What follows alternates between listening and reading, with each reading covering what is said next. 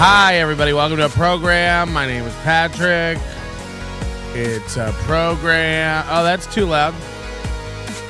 Why would that be so loud?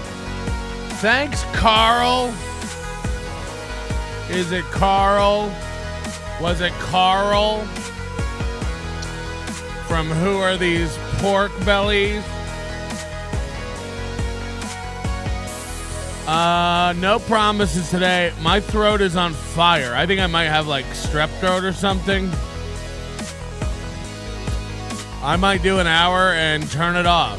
Then again, 4 hours may go by like that today, because who knows, you know? What with all the 27 houring and whatnot. 4 hours should be easy at this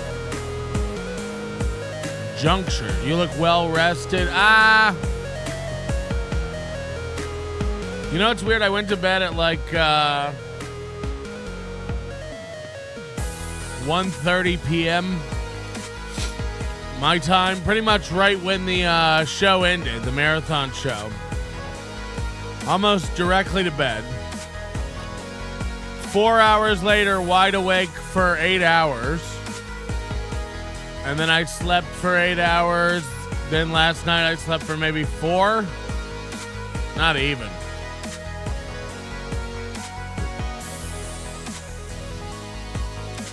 But the throat is on fire. People say talk softer maybe. Yeah, if I talk soft, you know, the next thing I know, some bigger guy is moving into my camp and taking my stuff. Have you guys ever talked soft? Another man will come take all your belongings. And your woman and your children. Another man will enter your cave, go, oh, you talking soft? And then he just starts taking all your stuff. If you talk too soft,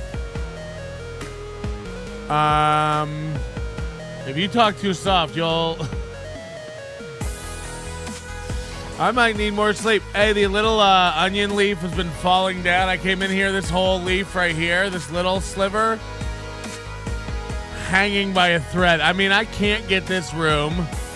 I can't get this room to be a room. Hit the like button, you cowards. Good morning. I hope everybody took their prep, and I hope you've all brought enough Google points to convert into money to give us to meet the goal, to meet the life that me and my shrimp-covered lady friend have become accustomed to. I went out, knocked up a woman, had a bunch of sticky, gross children, decided that woman was now too fat and matronly for me to pork with my little rubbery Gumby dick. So I ran off with a small-minded 5 from a factory. She doesn't know much about anything, but she sure knows how to take out trash, shovel a driveway, take a lot of pounding, whether it's to her psyche or to her magic bean.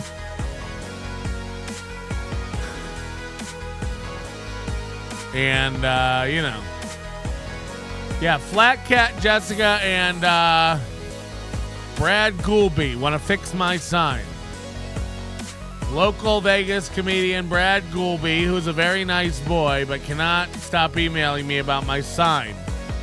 Did you try this? Did you try industrial adhesive? I know a guy with some eye hooks that might be able to get it up. It's part of the bit. Now it's just part of the NLO studio that the sign is always falling apart. That's a bit. It's like a running gag we do. And, yeah. So, look. Walrus alert. Uh-oh. Is Corey here? Wait, Corey's the walrus, right? Good joop.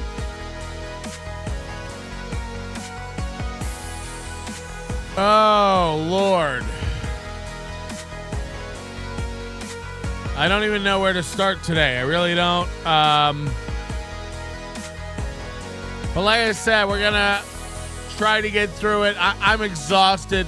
Just being back in this chair is giving my back spasms. So I'm going to try to sit up like a gentleman.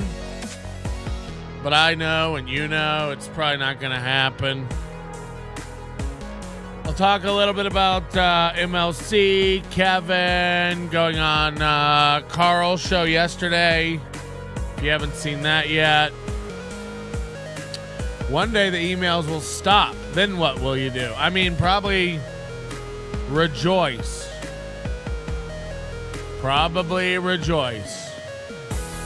Who wants to be in charge of the likes today? Hold on, Ray DeVito. Ray DeVito's in the chat. Look at Patrick sitting again. Ah, man. Oh, no. How's this working today?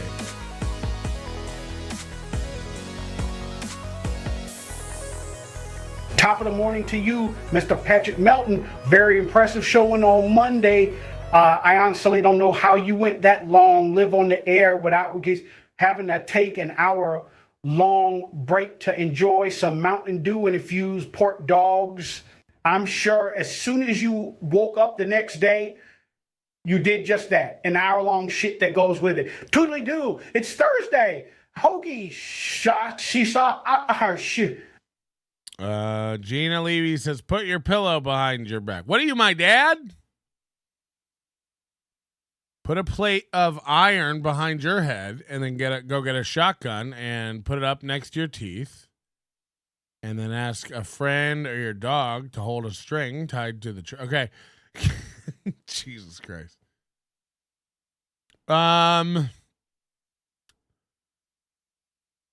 Steel Toe Morning Show with Corey right now. Oh yeah, hold on, but it's Thursday. Isn't stupid April supposed to be on? You know, if you didn't watch the marathon show on Monday night, we caught the Steel Toe Evening Show, which is a bastardized and more lazy version of the Steel Toe Morning Show. And it had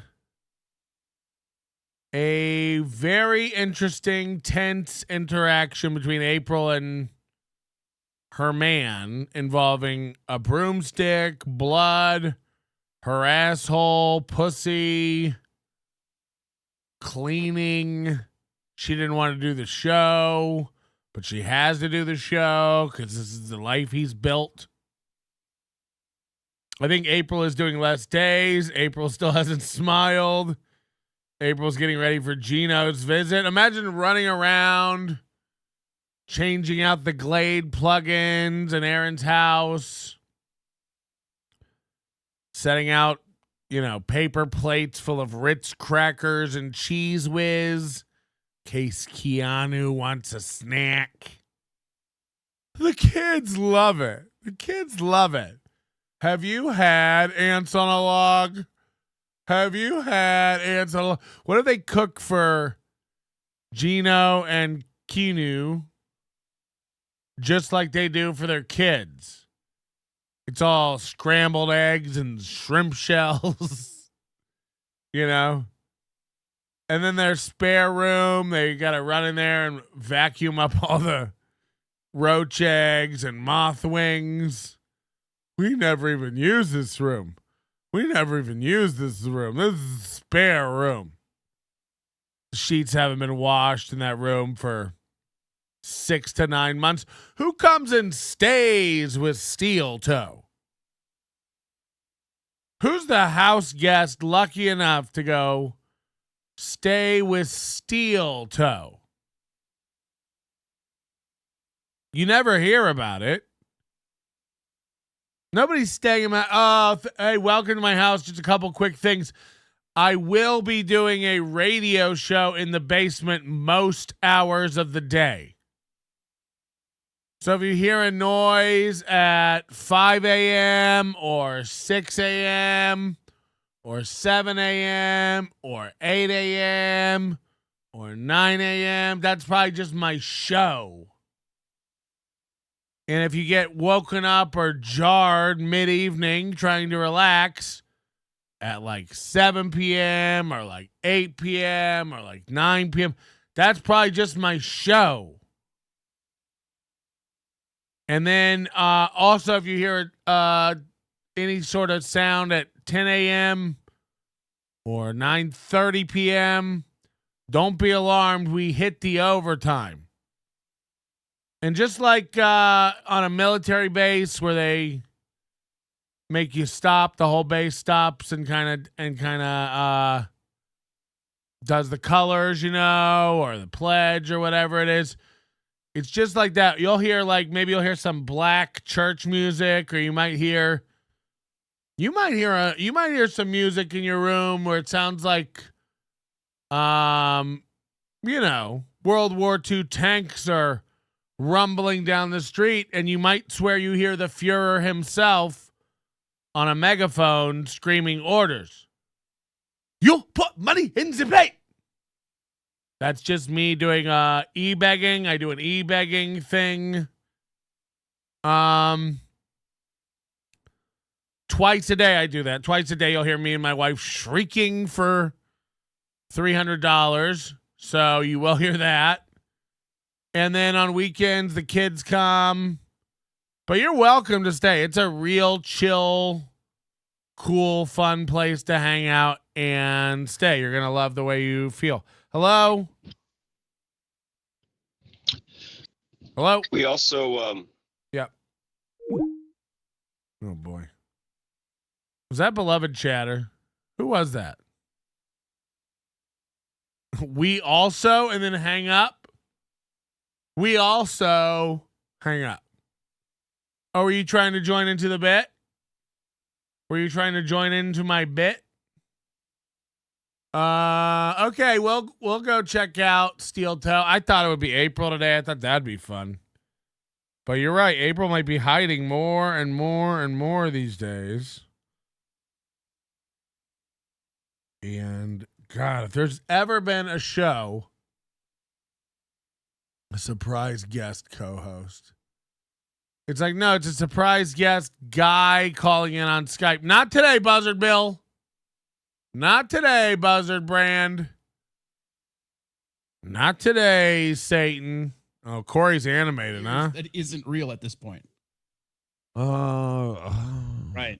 Aaron's not even paying attention again to his co-host. People aren't real now that all the alien shit is coming out. Dude, we watched. I was on a lizard people kick last night because we were watching that. I don't know if you've seen the Mike Pence campaign video. 224 watching Steel Toe, 272 watching NLO. You tell me. And by the way, he starts 5 minutes before me now.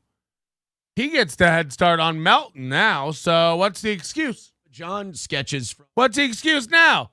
These. I'll tell you something. These tiny shows trying to catch Melton. These tiny shows never give up. Always clout chasing. It's the only reason he mentions me anymore. The Onion, the big fat obese guy. These tiny shows. Am I right? These small shows and their efforts. It's so cute. It's so cute. And clearly, since they have less viewers than me, it's clearly purchased viewers. It can be nothing else. They're just purchased viewers.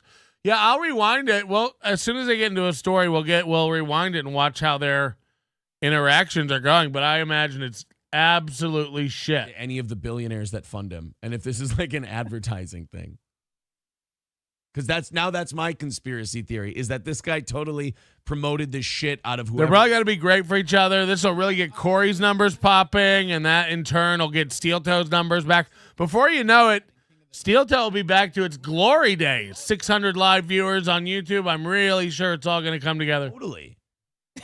But I'm telling you, man. Going over here and get my gas. Yeah. You watch this Pence commercial here and all the things wrong with it in terms of pumping gas as he talks about gas prices.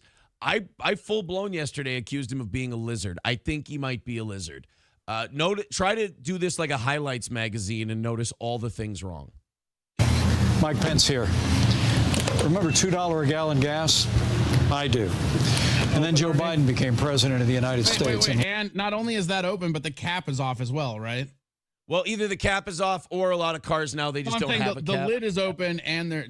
Wait, no, they... Really? Yeah, they have the seal. They just have the seal. Like mine has a seal, and you just push it through the seal. All right, well, and that's I guess that's fucking broke old car driving mother. Right. Corey hasn't seen a new vehicle manufactured after 2006. Yeah, 2015. It still has the fucking lid. Oh, yeah. See, mine's only a few years older than yours. You Or a few years newer push than it right yours. in. There's no lid. Crazy. Yeah. Corey, you have like what do you have? A Honda Civic EX? You cloth seat motherfucker. You and Ray with your cloth seats. Just kidding. Cloth seats are actually making a big comeback with all the synthetics. But yeah, wow. And then hold on. How do we just lose 100 viewers instantly? What just happened? Whoa. Are we being punked? Are we being pranked? Are we down? Are we up? Are we sideways? Did we fall over? Did we tip over? Somebody set us up right. Get it right. Get it right. Get it tight. I just watched 100 viewers drop off the stream. And it's hard to imagine a world where it's not Arizona Mesa Tom's fault. So I'm going to pick two people, Arizona Mesa Tom and Michaela. If that's who's in charge of the likes today, and we just lost another 20. Hold on, I just it's dropping like crazy. What did we get hacked? Did I just get shit stomped? Did somebody just waffle stomp a nugget of shit through a drain in my hair? That doesn't even make sense. Waffle stomp a nugget of shit to a drain into your hair. Are you under the drain? That doesn't even make sense. Hold on, now it's coming back. I don't understand. I know, but it was I watched it go from 272 to 186 like that. That was crazy. And then now it's back to 238. What's going on? This is wild. Anyway, I can't be bothered with it. This isn't Chad level stuff. Sam V says it's payback for blocking him. Oh? We'll never do it again. My bad. We'll never block Sam V again. We will never block Sam V again. My guilty fingers have no click now. And I'm never gonna do it again the way I did before. I should have known better than to block a friend. His little avatar is so cute. It's the baby from that dinosaur show. Isn't it a great meme? People rushed over to Steel Toe. Maybe imagine mentioning Steel Toe and then people rushing over to Steel Toe. I can't even live in a world where that would be possible. And I won't. And I'll sign off right now if you think that's what it is. I cannot. All right, let me wind it back. I got to go see how this show started. New graphics, Corey back in studio. Now listen. I want to be clear before we play this. Don't forget where this all picked up / left off. Corey was a dead fish on this program. Corey was terminado. That's not a word. Yeah, it's a kind of sugar. Don't email me about that. Look, the point is, Corey was fucking done. He had tapped out. We watched these old shows where Corey back in the day when they had a real radio studio, when Aaron would get up and go to work and have purpose and be able to get away from whatever fucking sad slit he was cheating on his wife with, allegedly. He'd get up and shower and get dressed and go into work. But now it's just sad. He wakes up in the morning and he stumbles down into the basement, flips on the lights early in the morning before sunrise and does a show. There's no sadder existence. Take it from me. Everyone else in your house is enjoying a nice sleep in, having a good day. No. You're down in the kitchen. Shh. Get some coffee. What do we have? What do we have to... Shh. People are sleeping. I gotta do a show. Now that he had that world, Corey Adam would be a dud. We would watch Corey Adams Skype into this show, the 2023 iteration of this show before he left, and just sit there, click through websites, read text, pay attention to other shows, read the chat, every unprofessional thing you would do. You know, you want to see you want to know how there's proof. Go watch any MLC show that I've done except for this past Mondays versus this past Mondays. And watch how distracted I am with like watching my chat while I'm on MLC. I mean, you'll see my head like constantly versus when I'm on MLC and just on MLC, not watching a chat. I'm paying attention. I'm focused, professional on the show. There is a very big difference, and it's noticeable. And by the way, I really, people say, wow, you toot your own horn a lot. And I go, thanks for using a euphemism. But I'm better at reading stuff and also talking at the same time. I'm better at reading stuff and doing other multitasking things to run a show while carrying the show. I'm better at it than most people. I have a lot of experience at it. I'm better at it than most people. And it's very obvious if I'm reading a chat room versus not reading a chat room. So Corey Adam was checked out of Steel Toe. That's why he left. It took us to come into the hen house, shake things up, almost inject people with a vaccine of cringe, where they were able to wake up and go, whoa, you're right. This is shit. I don't want to be associated with this. And even Corey, as baseline of an entertainer as he is, there really is nothing there. Go listen to this guy's. He does this thing all the time. He's like, I got four albums out with Dan Schlissel. Dan Schlissel has Emmy award-winning comedy album from Lewis Black. So Dan Schlissel knows how to record an album. This is a real deal. This is my recording label.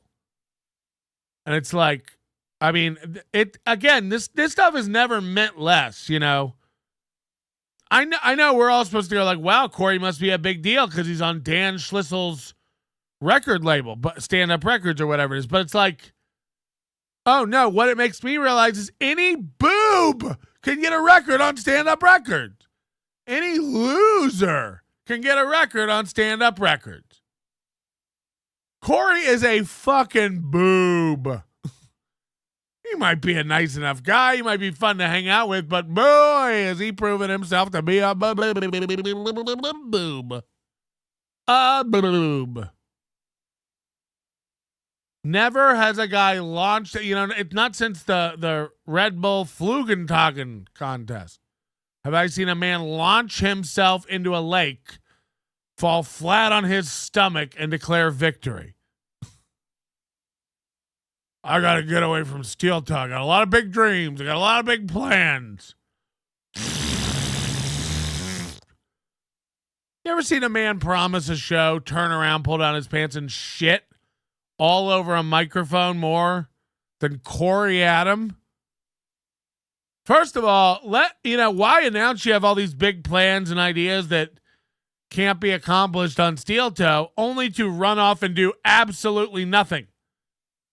You want to see a 4-hour stream where a guy hides behind a screensaver, mumbling, what do you guys want to talk about? What do you guys want to talk about?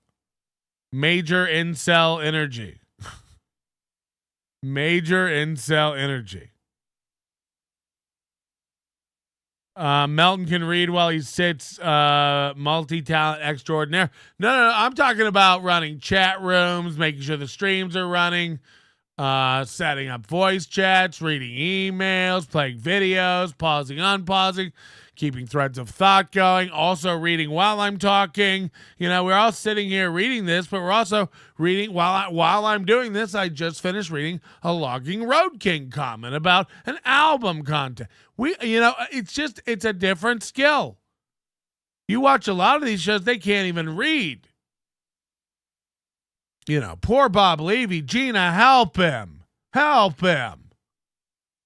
Bob Levy and Kevin Brennan sitting there and Adam having to come on every 3 minutes telling them what stuff is. Like, that should just be a show explaining things to old people. Oh, it is MLC. But anyway, the point is Corey ran off to make his own way. He didn't want to be involved in any of the trappings of the Steel Toe Morning Show, all their listeners, all their support, all the money they are earning. He thought he could do better. He thought he'd steal some of the faithfuls over there. He thought it would go great. It'd be awesome. And then he got over there. Remember, he had music produced. He had graphics produced. So he's not kidding. He did have big ideas. He did have big plans, and he had show concepts. And he threw them out and executed them the best he could. And we should remind everybody the current iteration of K-Cuck with its 5 Patreon supporters is miles, tears better than it started. You know, he's really figured out how to make it look good and sound good now. He's got 3 co-hosts. And at the end of the day, they all get together and split the 5 Patreon memberships and laugh about how they used to be small time with Steel Toe, but now they've made it into the big time. He had to come back and kiss the ring, says DK. So yeah, that's what we're gonna watch now. The intro, and I haven't seen any of this. It just happened while we've been on the air. But my guess is that Corey's gonna come back and kind of K-Cuck it up. My guess is that Corey's going to come back and kind of try to be a higher energy, higher participation guy. He's his own guy now. He's gone out without daddy and created his own radio show. But the house he's coming home to is decrepit. Mommy's not there anymore. The relationship is still strained. You know, maybe they didn't vacuum up the moth wings before Corey came back, and now it's just a gross room he's staying in with a sticky bedspread. And I imagine Corey's going to come in hot.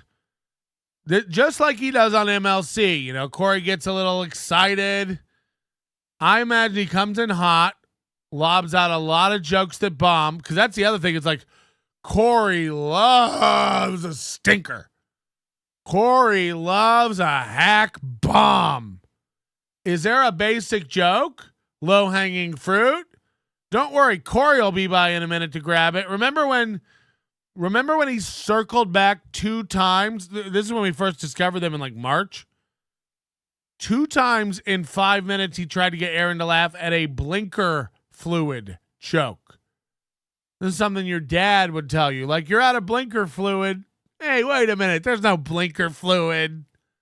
2 times in 2023. He tried to circle back and make that joke. Like, maybe he didn't hear it. I said blinker fluid. Do I have to do the sound effects if I have the sound effects? It's another bit I'm going to start where I just start going. Ba, ba, ba, ba, ba.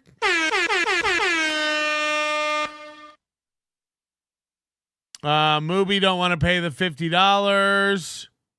If anything, this will just be an ego boost, making fun of and ignoring Corey.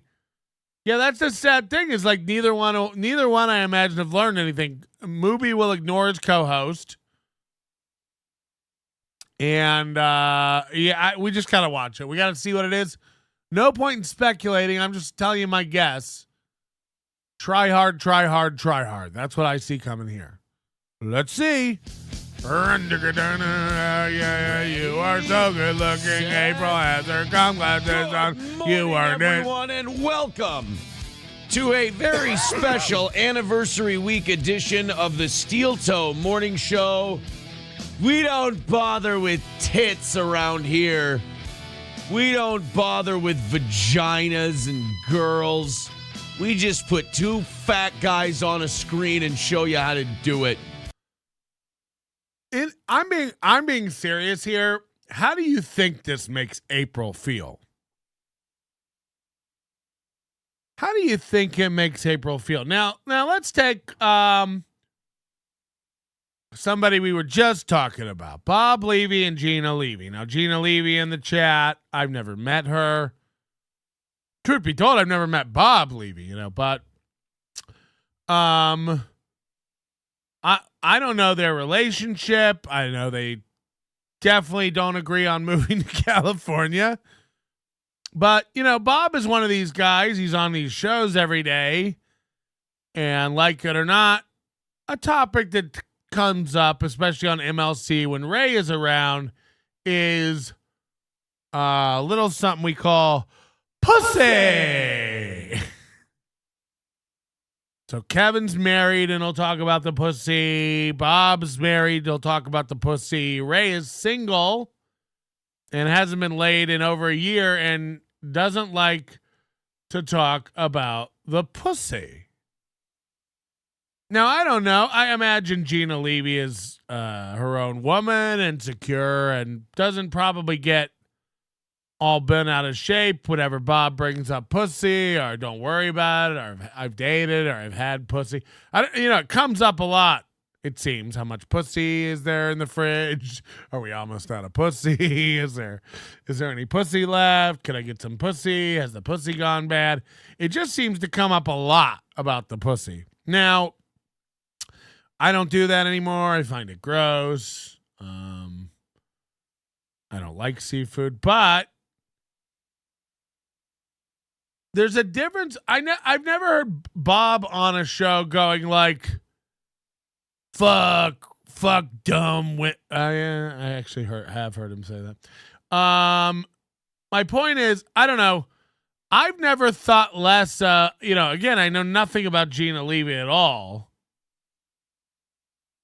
Other than what everybody else knows.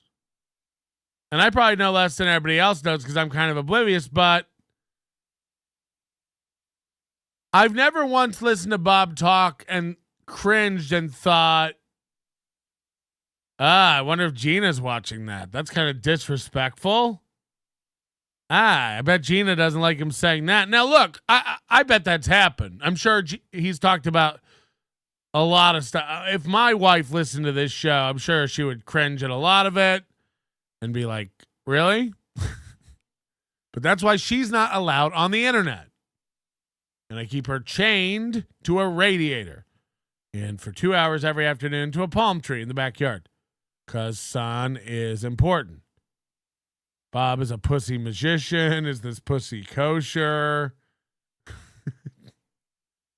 My point is when Aaron, Steel Toe Aaron, talks about pussy or his wife, it's almost always offensive. It's almost always like, I bet April don't like that. And to the point where if she's sitting next to him, she's shooting daggers at him, dirty looks. It gets a little touch and go where you're like, he even knows. He's such a pussy too. He knows while he's saying something and he'll look over at her like, yeah, it's because women are less than. Women are stupid, right? Women are dumb. They're stupid, smelly pussies. They're smelly pussy. He'll look at back and forth to the camera to her because it's all for the camera. It's all for the audience. I really believe that. That's the only relationship that really matters. The marriage is secondary. You see it so many times when he's upsetting her and he won't even look at her. But a lot of times he'll say something he knows is really shitty about her, and he looks over at her while he does it. Yeah, because women are fucking stupid, right? Because women are dumb as shit. Because women are fucking stupid, and your pussies all smell and they're gross. And your pussies are all gross, the rot pocket full of broken glass and eggshells. Am I right? 8:30, guys. PayPal, Streamlabs, you know what I mean? That's how he acts. Like, it's almost like, please don't kill me, as he's saying the thing he's saying. Sources I trust tell me Aaron berates this ridiculous April for music she likes to listen to. Aaron made her listen to albums she likes on plane rides. Annie makes her watch movies. Annie tells her she can't watch certain movies yet because she's not ready. It's like having homework. Flat Cat Jessica says, I don't even know how she can stay with him. I agree. April thinks she is special, and none of that applies to her. I really don't think so. The illusion is starting to crack. It's all crumbling down. And I'm not just talking about her pussy. Hold on. My mic is way too hot. I'm watching it. Pussy. Okay. Is this a childish show or what? So we're watching Aaron go, no girls, no vaginas here. No dumb girls and vaginas on this show. We just get two fat guys to tell you like it is.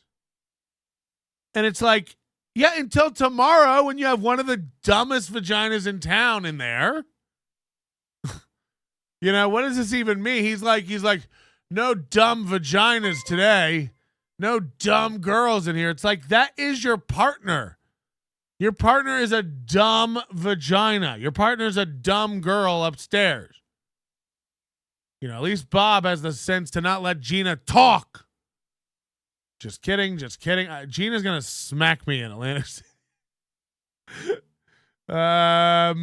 Chad's liver, I will never leave you. That's what you said to Chad. And then you cirrhosist goodbye. Ace, $5. Congrats on the 24-hour plus stream. I had to oversee a merger and valuation of a new IPO, so I missed the end. Pores can Google my language to understand. Yeah, you sound like Skarika after a bender. Soon I'll be able to afford cabinets. By the way, no Skarika sightings, you know. Coast is clear. This guy has gone into a hole. Oh, he's making some YouTube videos. But he turns the comments off immediately. And, you know. He just vanished. He doesn't super chat anymore. It doesn't matter whether I'm on MLC or off MLC. I don't know. I really don't know. Let me turn this down a bit. And I guess we'll talk about, I don't know what we're doing. Let's finish Steel Toe stuff. We'll get into MLC stuff a little later. Let's have a palate cleanser. Welcome to the program. It's the Steel Toe Morning Show, and sitting to my right on the screen, Corey Adam has returned. I love that one of his most he always has to hunt for clips. He never has to hunt for that cunt. He never has to hunt for that applause button. He never has to hunt for that applause button. It's always right there. Is there anyone in 2023 who plays applause when a guest comes on an audio? Ladies and gentlemen, Corey Adam is here, and then a concert sound effect of people going,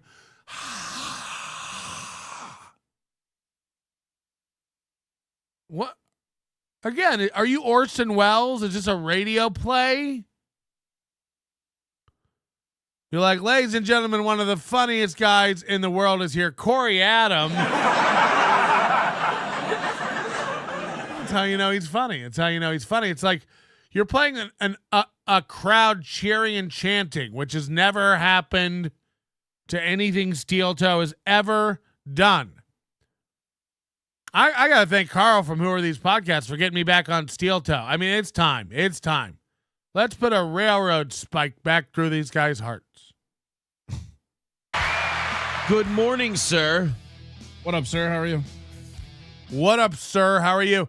Is there any two more pathetic humans? Aaron has talked mad shit about Corey. Corey doesn't respect Aaron at all, and Aaron knows it. And yet they're both so desperate and so far down the entertainment ladder. You know, it's almost like MLC or the Shuley Show. It's like, can we get Chad? Let's get Chad on, I guess, since we're out of ideas. Let's get Chad on. Good luck, everybody. You're all dumb as fuck. This will probably go totally different than you think. No. I think this time it's really going to work out. Speaking of dumb vaginas, let's see if Chad Zumock is available. I know what I said, but it was not true. I know what I said, but it's not true. So these guys are in the same boat. You know, is Little Mir Chow available? Is Jake Joey C currently able to call in? Is Barry Buschetti down to be a guest on the show? It's just these, you know, who can we get? That's who we will get. Not me. I'd rather sit here alone and play with my pud than bring Barry Ribs or Corey Adam on my program. And that's fine. There's nothing wrong with playing with your pud. But this is where they're at. Two men who don't really like each other, don't really talk off camera. They're not really friends. Why do this? 'Cause they did before. We're really in a time and place with a lot of these boobs where they don't know how to do anything other than what they've been doing. Talked about this a little bit last week. Ray doesn't know how to not do stand-up comedy. He doesn't understand that it's never going anywhere and he's going to crash his bicycle into a wall. He shall run up against 65, not have a penny to his name, and be a ward of the state. He can't see that coming. Everyone else and anybody who recognizes patterns and understands you have to put away things to have a retirement or live comfortably in old age. Everyone else sees it coming. Not Ray. Not Ray. Driving to Cleveland. I'm driving to New York. I'm driving to Cleveland. I'm driving to Baltimore. Driving to Cleveland. I'm driving to New York. $400, $600, $200, $0. Open mic, $50, $200. Driving to Cleveland, driving to New York. He doesn't know how to stop doing that. If he stops, he might look in a mirror and go, what am I doing? Where am I going? So as long as you keep the plate spinning, it's all good. It's all fun. And the same for Chad.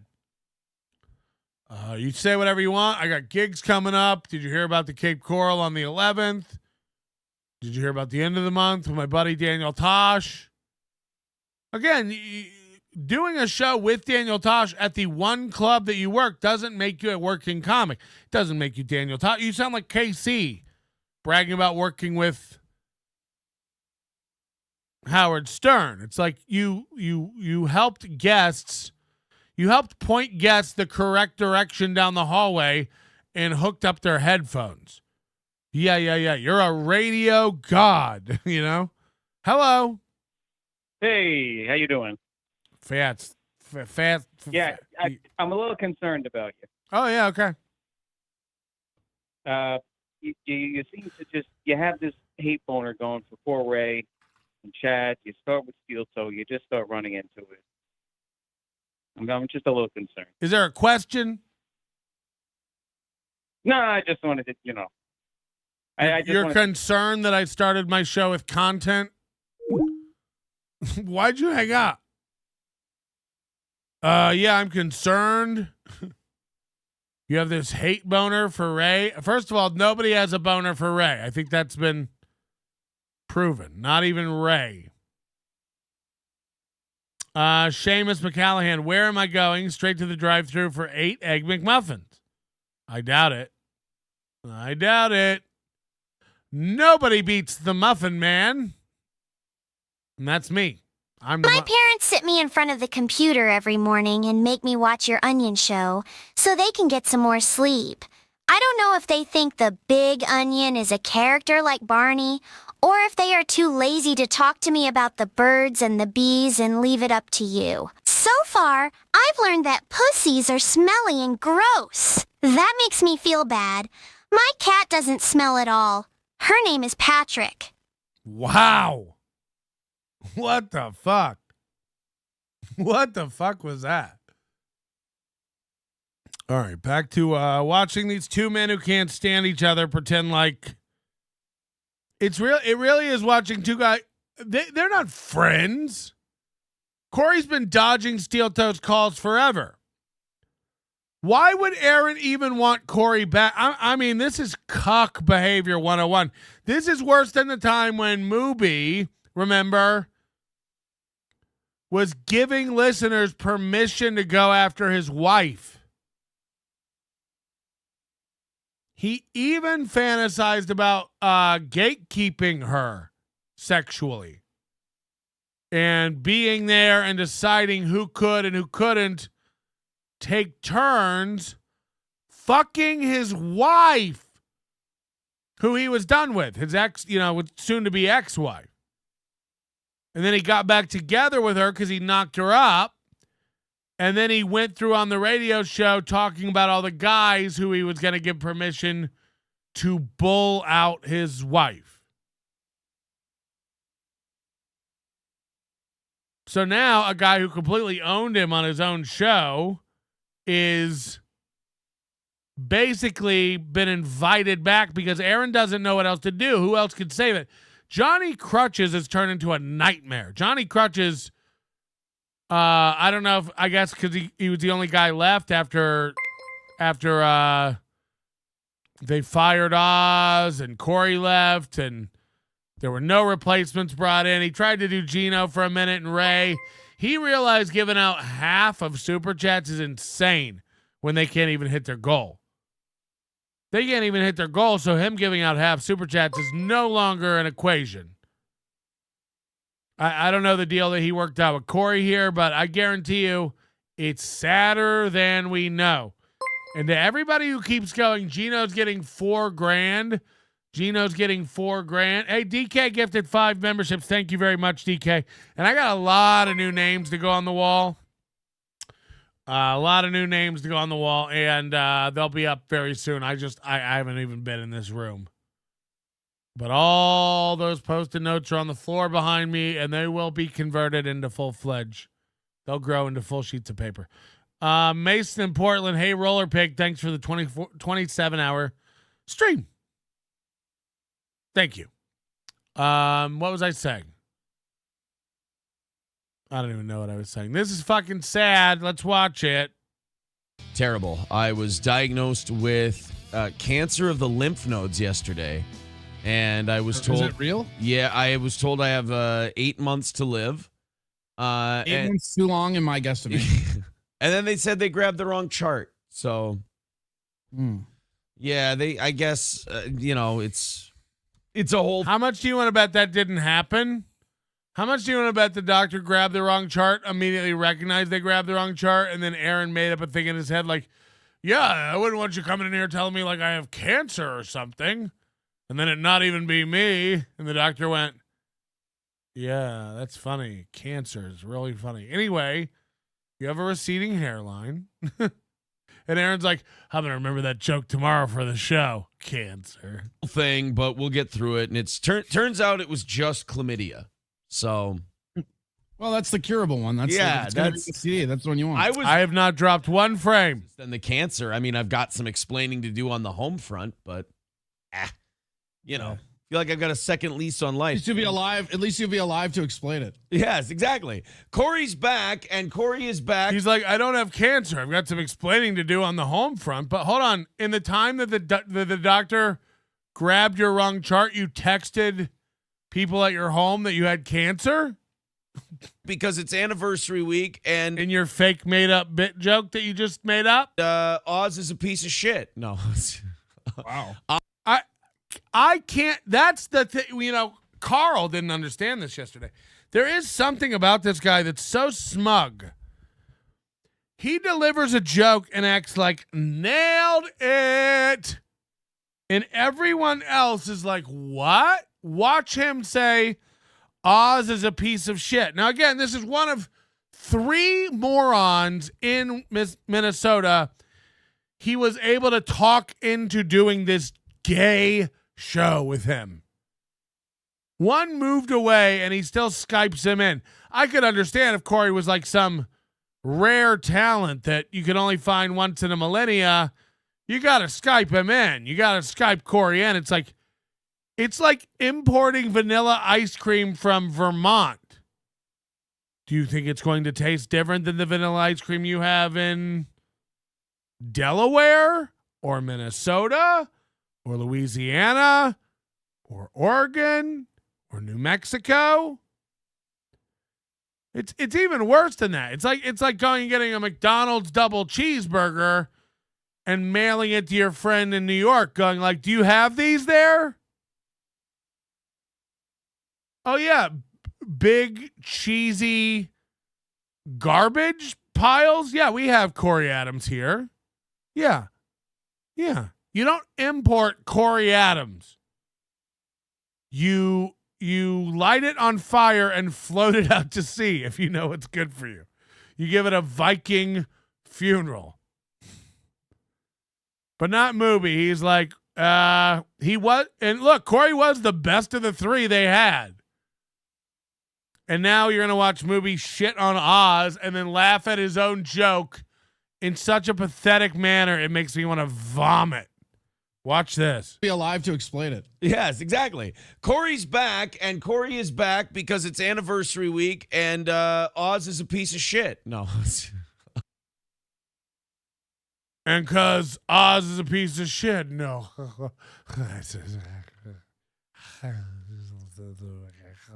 No. What do you even call that, whatever that is, that move? And Oz is a piece of shit. No. What even is that? What would you even call that move? Oz is a piece of shit. No.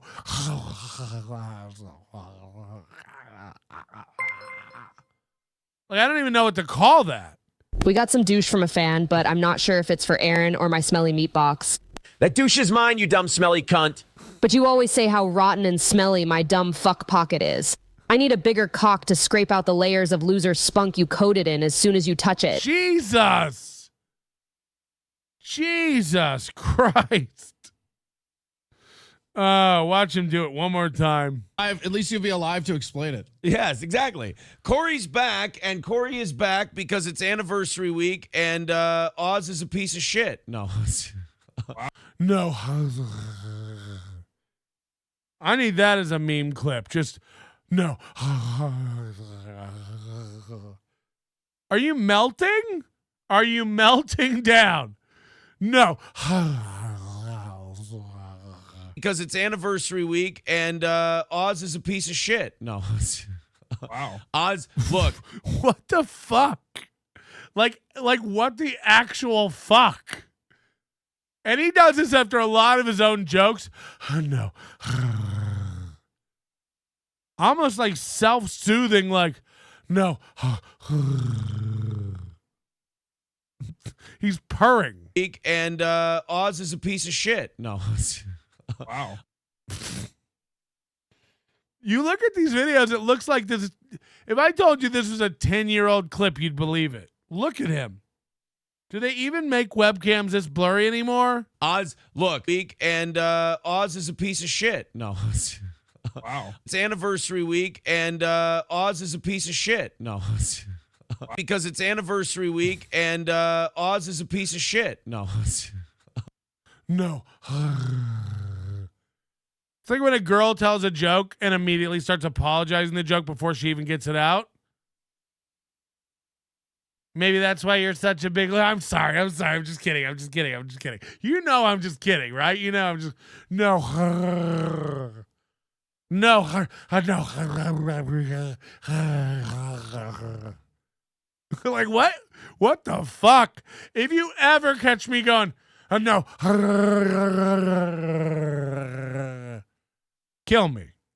Just end it. Swiftly and mercifully. Because it's anniversary week and Oz is a piece of shit. No. Wow. Oz between the health and the driving, and now I guess he's moving to Eden Valley. He's like, no, I can't do Wednesday. I'm like, okay, all right. But Corey could do Thursday, so now he's here, and because it's Corey, here comes the money already. Coltrane with $5 says, welcome back, Corey. What up, Coltrane? And we have an awesome show for you today, and already under the money. And because Corey's here, already the money's coming in. $5. I had to stop the show. To tell everybody the money was pouring in. $5. An incredible story about for you guys about this Corey episode. I mean, this guy's a professional talksmith. He doesn't smoke weed. He's not drunk. It's early in the morning. Say what you're trying to say again. I gotta hear. And an incredible story about for you guys about this Corey episode. An incredible story for you about the Corey episode. There's a story about this episode which hasn't even happened. There's a story. Every dollar we go over on today's goal, because we don't have a goal tomorrow. It's anniversary day. Just free will, like an Italian wedding. Just come up with an envelope. Imagine advertising that your tomorrow show is free will. Free will Fridays, everybody. Today on Nobody Likes Onions, everyone needs to give at least $3.28. Everybody. We just need it. We have to have it. Today is $3.28 Thursday. Everyone has to give $3.28. It's not me, it's the rules. Tomorrow's free will. Free will for my podcast listeners. You don't have to do anything. You can just listen. I know you've been waiting for it. Once every 9 years, Steel Toe lets our listeners have a free wheel Friday where you don't have to give. It's just our small gift to you every 9 years, like El Nino or cicadas. By the way, that Corey guy is a real loser. You know it's bad when Jake Hudson's calling you a loser. By the way, that Corey guy is a real loser. We got some douche from a fan, but I'm not sure if it's for Aaron or my smelly meat box. That douche is mine, you dumb smelly cunt. But you always say how rotten and smelly my dumb fuck pocket is. I need a bigger cock to scrape out the layers of loser spunk you coated in as soon as you touch it. We're supposed to believe her meaty rot pocket is glistening with loser spunk? Okay, Maya Angelou. That's totally fine. Since it's the last goal of the week, what we're going to do is we're going to give every dollar after that to Mr. Corey Adam. And as long as I get all my money, Corey gets paid, is what I just heard.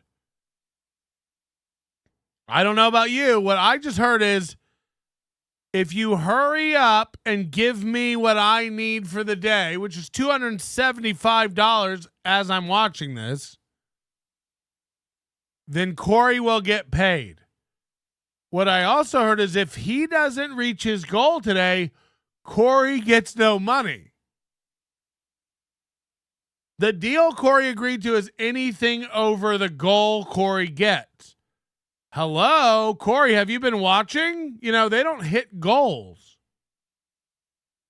They don't hit goals anymore. This could be, Corey might owe him $35 unless Chandler shows up later. Set an alarm, dead fool. Bone in the Carbarian, that's funny. You think Mooby goes to the doctors by himself? Ape has to go with him and hold his hand to keep him from talking, keep him from taking too many lollipops. Yeah, I bet he's like David at the dentist after every doctor's visit. Mooby's in the back of the car, combing his little, twirling his little spider hair in his hand. Is this real life? Is this even real life? Seeing as Corey is the consummate businessman that he is. No. Yesterday, when I shared this news with Corey, I was so excited, and I was excited to hear Corey's response. And his response disappointed me greatly because it was a very Corey response. He goes, instead of him going, "Oh man, that's awesome. I bet you people are gonna go crazy and it's gonna be great." He goes, "Yeah, but what if you miss it?" I mean, that's exactly what anybody would say. You don't hit goals anymore, loser. I mean, I just did 24 hours with no goal. There was no goal. And, probably just happenstance probably made what Steel Toe makes in a week. Just from people enjoying it and egging me on and being a part of it and having fun. Aaron, how do you think that wouldn't be the first question anyone with a brain would ask? What happens when you miss the goal? You hear how Aaron thinks of himself. He's like, when I told Corey he'd get everything over the goal, I thought he would lose his mind. I thought he'd go crazy, like, wow, that's awesome. I bet people go nuts and go crazy in the chat. It's like, people don't go crazy in your chat. People don't go crazy in my chat unless I do a fucking fire freestyle 25 hours into a show. Corey's back. I bet people go crazy in the chat. Have you seen K-Cuck? They don't. People, do you think going crazy means falling asleep? Did you misspeak? Hold on. Corey's back? I bet everybody hooks up an IV. Hold on. Corey's back? I bet everybody stops into a 7-Eleven for a 19-hour energy. Hold on, Corey's back? I hope people have new nipple clamps to stay stimulated. Corey's back? No one asked for that. No one asked for that. It's not the McRib. We're not all win. Will he ever? Will he ever? I got big plans like, okay, I'm back sucking steel toe. Yeah, I mean, really, you are. And it's sadder than you think. We are going to remember the good times for the anniversary, like that time when NLO worked me like a puppet and I was making googly eyes from the Onion chat. Hey, keep your eyes over here. I'll fire you again. This douche is mine. The goddamn douche is mine. The goddamn douche is mine. Then what happened? Yeah, dude, I'm not doing door deals. What are we doing? Door deals? Like, I never even. What are we, a shitty bar open mic in Minneapolis? I never even considered that prospect. Why? Why did you never consider the fact that you might not hit your goal? Why? Why did you never consider that? You don't hit it almost every day. You don't hit your goal a lot now, dog. A lot.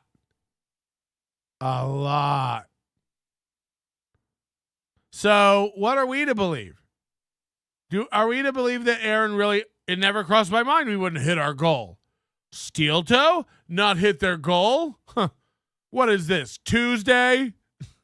Wouldn't happen. I just thought people would be so excited. They'd be like, let's start throwing the envelopes out. And then Corey goes, yeah, but what if we suck shit and it doesn't happen? And I'm like, well. Yeah, because Corey's been on the internet and he's not delusional. He knows what he brings. Nothing. You don't book Corey on your show and go, I hope we have enough chairs. Nobody books Corey for an event and goes like, do you think we'll sell out early?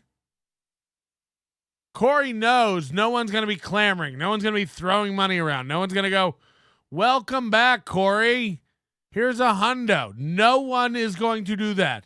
No one. Because where do you even land? If you're a fan of Steel Toe, Corey fucked Steel Toe over. And if you're a fan of Corey, this is cringe as fuck because Corey is back, imagine the terms of this deal. It's so fucking bad. First of all, I was like, I didn't think about that. Number two, I was like, well, that's a fucking bummer. I said, all right, well then how about a low end guarantee? He's like, I love how Steel Toe can acknowledge that not hitting the goal is a bummer, and yet he keeps doing it. Like he keeps scheduling a big fundraiser, offering plate shake at the end of every show that leaves the show on a down note. We didn't hit the goal. Bummer. He almost plans a bummer bumper into every program. He goes, okay. So. Yeah, what? It's killing my vibe over here. I'm not getting up this fucking early for not a guarantee, all right? And I don't miss getting up this early, by the way. I didn't think you did. Yeah. It didn't. People have been saying, they're like, why hasn't Corey been doing more streaming of this, streaming of that? I think from what I've heard from him, Corey is leaning the fuck in on comedy. Oh God, I'm doing so many garbage shows in towns in Texas nobody's heard of. Whoa, brag more. I'm not kidding. He's got 4 albums that he'll never stop bragging about. He's got one, again, one of these things is 6 years old. It's pinned to the top of his Twitter feed. It's the most important thing he's ever done. It's 6 years old. I had a #1 album a month and a half ago. I couldn't imagine it still being pinned to the top of my, I think maybe the P-Melt one it is, but I never use it. But like, and then what? And by the way, 2 of the albums are like crowd work albums, and he sucks. He sucks. Corey does this thing where he's like, I'm a better comedian than all these motherfuckers. It's like, you ain't. It's bad. Objectively, it's bad. I never even knew about it. I gave him the benefit of the doubt because he always pounded his chest about stand-up. I was like, all right, whatever.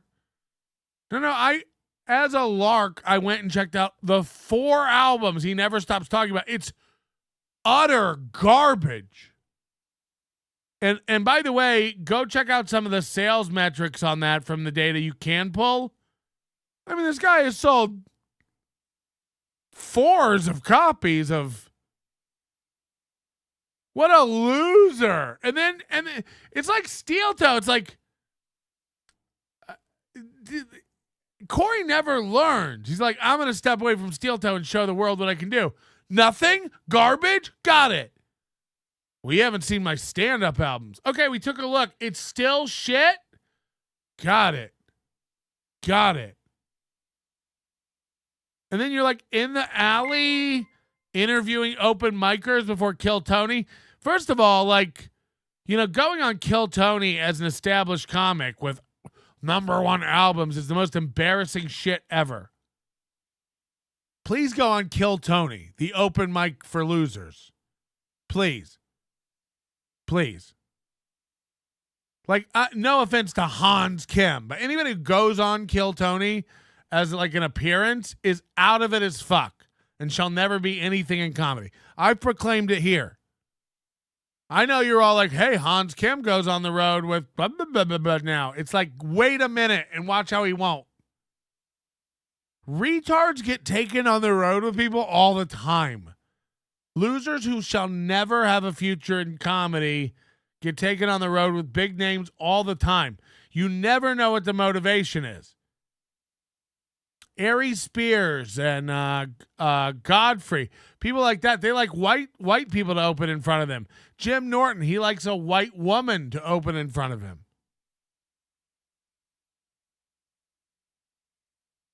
A lot of comics like somebody who's awful to go in front of them so that they look better. A lot of comics want someone really strong in front of them so it gets the crowd hyped. Everybody's got a different motivation and a different preference for what they like. Don't do anything too close to what I do. I want somebody who does things kind of like what I do. Everybody's got a different idea of what they think makes a show go great. Everything Corey comes up with is just like, okay, I won't go on Kill Tony, but I'll walk around a piss-stained alley and interview everybody in this fucking shit sauna in the back in Texas. And it's like, you couldn't get 2 viewers to rub together if you tried on anything you come up with. I can't imagine wanting you to run back into my show and save it. Patrick, it's anniversary week. Corey's back, and Oz is a piece of shit.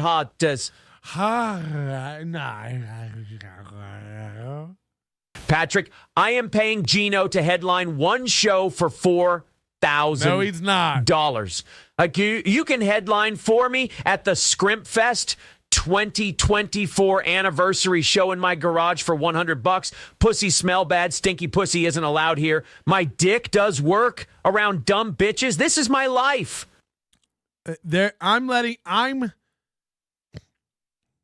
I'm telling you right now,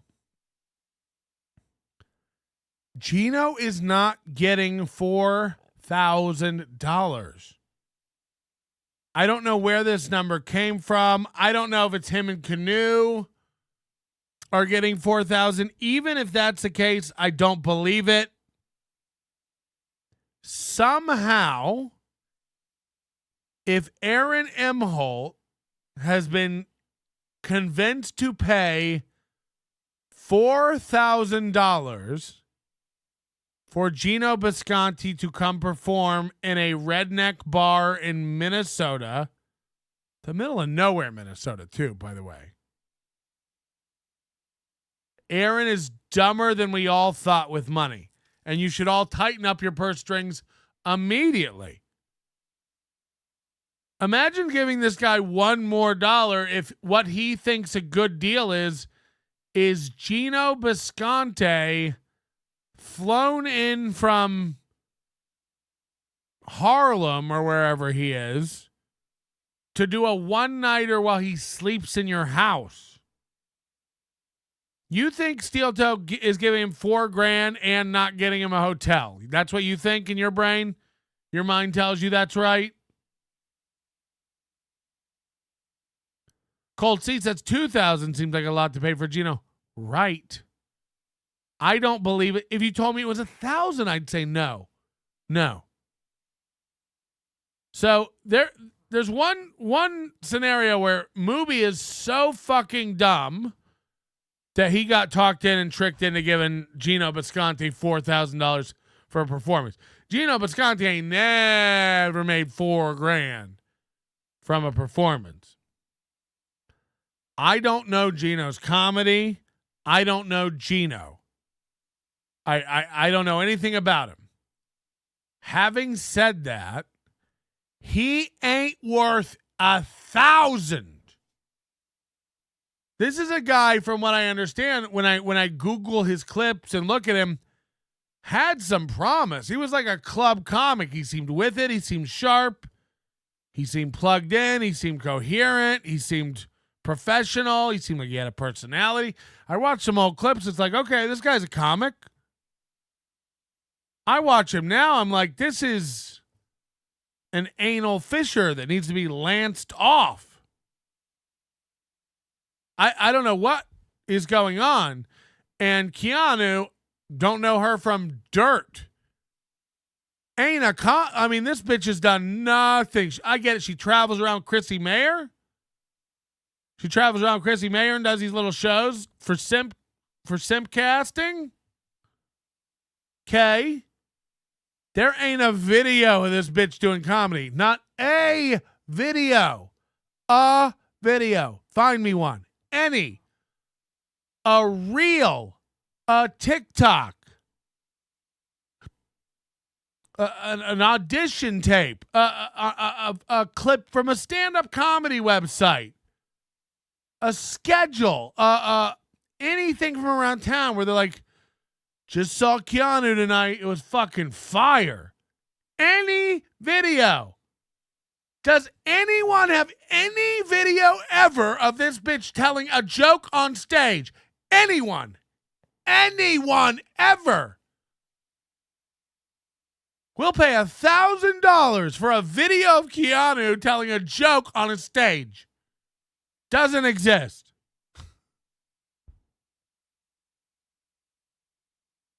So imagine going like she's headlining an event. She's co-headlining an event. It's embarrassing. It's embarrassing. And again, this isn't a quality judgment or value judgment. It's just the fact that, she's delusional and cringe for allowing it to happen. If someone was going to put me on a flyer with that level of experience, saying I was headlining an event or even featuring an event, I'd be like, don't say that. I'm not a real comic. I'm fucking a guy who thinks he's a real comic. I'm not a real comic. I'm fucking a guy who had some TV credits 10 years ago. That's why I'm coming out. I'm coming out because I started talking on a podcast with another girl where dumb guys who can't get laid throw money at the screen, and then we started traveling the world so those dumb guys could pay to see us in person. And now I'm traveling with my boyfriend to Minnesota to stay in a shrimp-smelling house and celebrate with another one of the girls who does my scrimp casts. Does 4K include first-class flight for Mr. and Mrs. Gino, hotel, and both? No, there's no hotel. They're staying at Aaron's house. This is what I mean. You don't offer... they're not getting $4,000. I don't know if Aaron said it or not. Maybe that was his whole budget for this whole event. Even so, that sounds high. This is all nonsense. This is all crazy. They're not. No one's getting $4,000. No one. I'm calling it. Knock it off. I really hope someone goes and videos this thing and we get some video out of this. For all the people chest pounding and saying they were going, nobody's going to go. How many podcasts we're going to send somebody? We're going to yeah, nothing? No? Not going to do it? Can't do it now?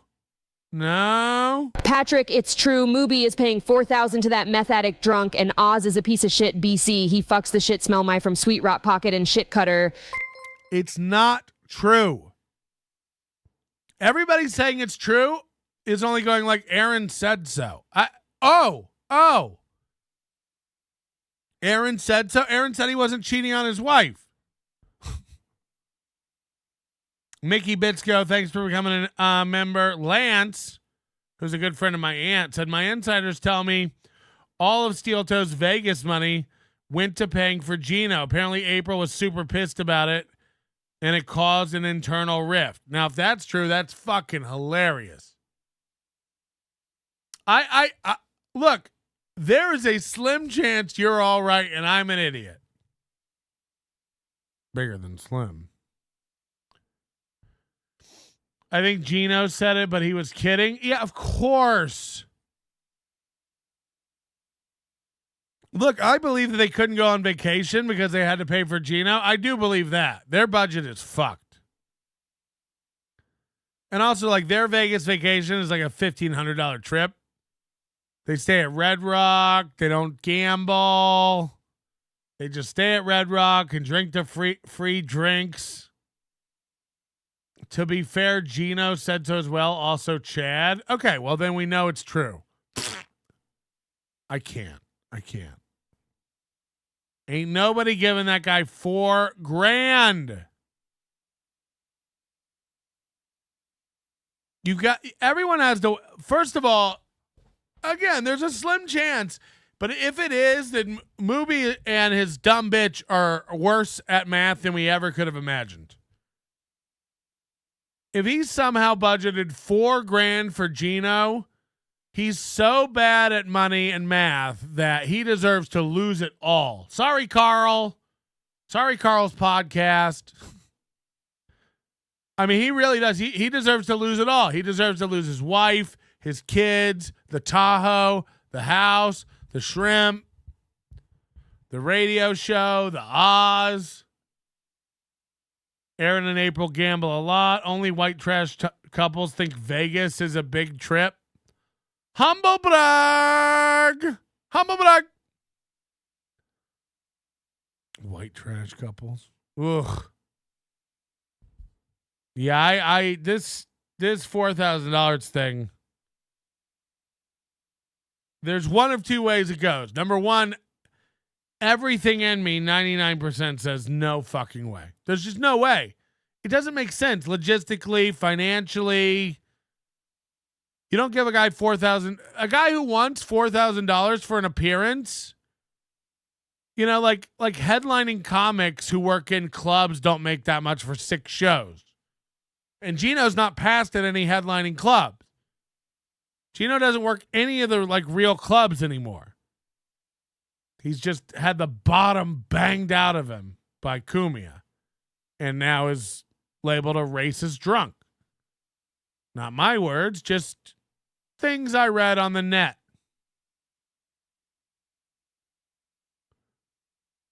The other possibility is that he is getting $4,000 and movies just retarded. Movies just retarded. For $4,000, you could have got a so much higher caliber comedian. For $4,000, I know a million guys who would have flown from LA and done one night with real names and credits, current. You know what I mean? Like, so it's baffling to me. But we all know Aaron's an idiot, and Aaron thinks, I don't know if Aaron thinks Gino's like a big time funny comic or they're just buds. I'm trying to get April a friend. I'm trying to be friends with Gino because I'm trying to get on Compound. Remember, this is all eight months old. So this all stems back to like when Mubi had a dream that he was going to get on Compound before he found out Cumia doesn't really know his fucking name. Just calls him Steel Toe. Doesn't really care whether he's on the network or not. And Aaron's too dumb to know that Cumia doesn't give a fuck anymore, you know? You could have had Stuttering John for $3K. That's true. That is true. You were in Waco. I was outside of Waco. Oh. That's like, why is that funny? You were in Waco. I was outside of Waco. What? When you work in, when you don't know what's funny, when you never have anything funny on your show, you have to just like insert fake laughs all the time to let people know it's a comedy show, like an applause break, like Rochester or Buffalo in radio, and you're like, oh, I mean, they're in New York, and you're like, oh, New York State, you know? No, it's like if I tell somebody that I was in Wortham. Yeah. Nobody knows where the fuck that is, but if I just say Waco, it's easier. Exactly.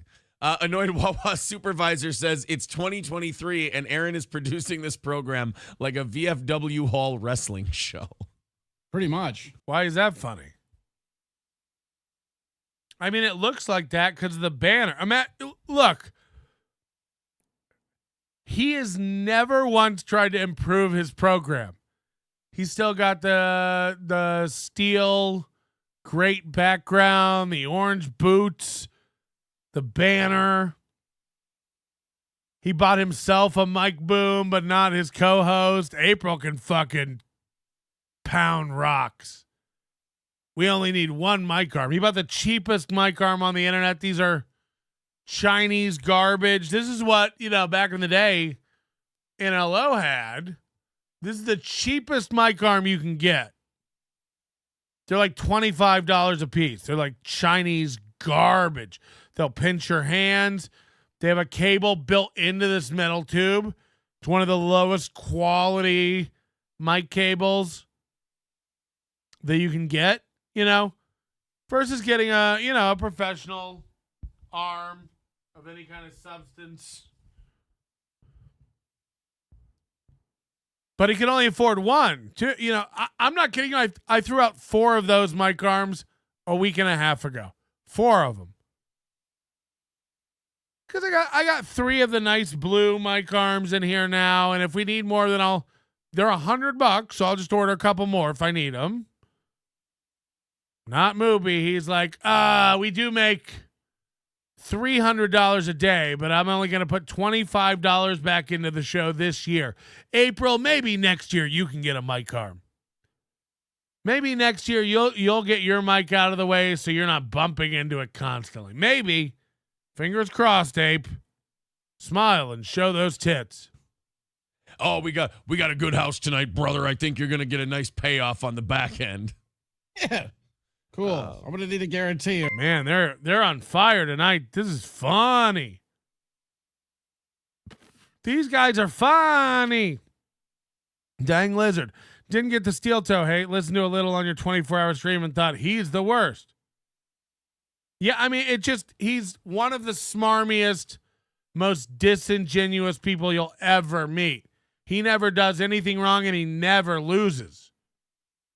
He never does anything wrong and he never loses. Everyone else is jealous of Steel Toe and catching up to Steel Toe, even though we're neck and neck right now on numbers. Hit the like button, huh? Exactly. I don't even know her. You know, I don't even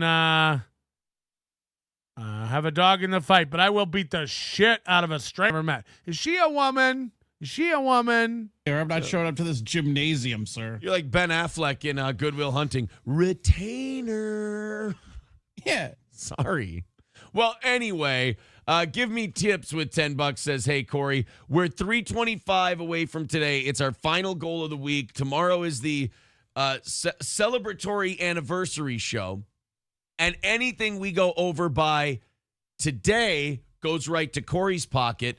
And if the money that comes in on tomorrow's anniversary show is going towards the karaoke after the comedy show. So basically, we're having some issues. I'm getting some drop frames. We lost connection for a second.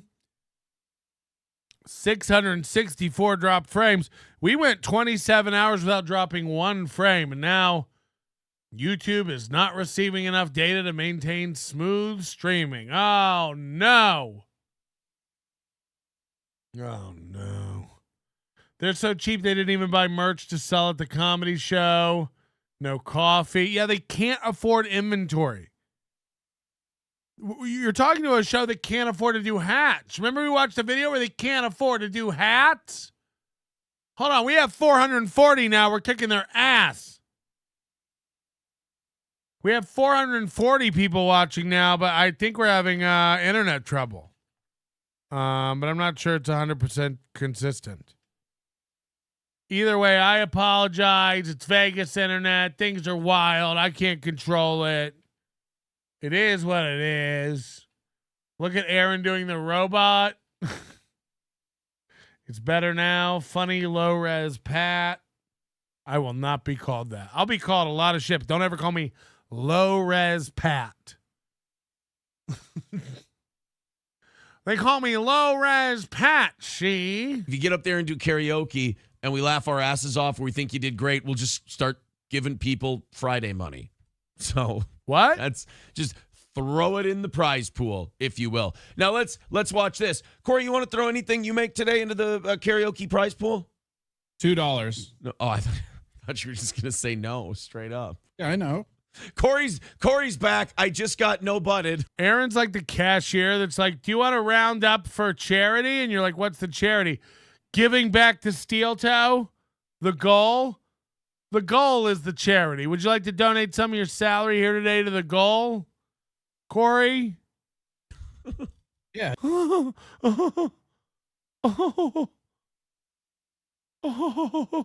Duh.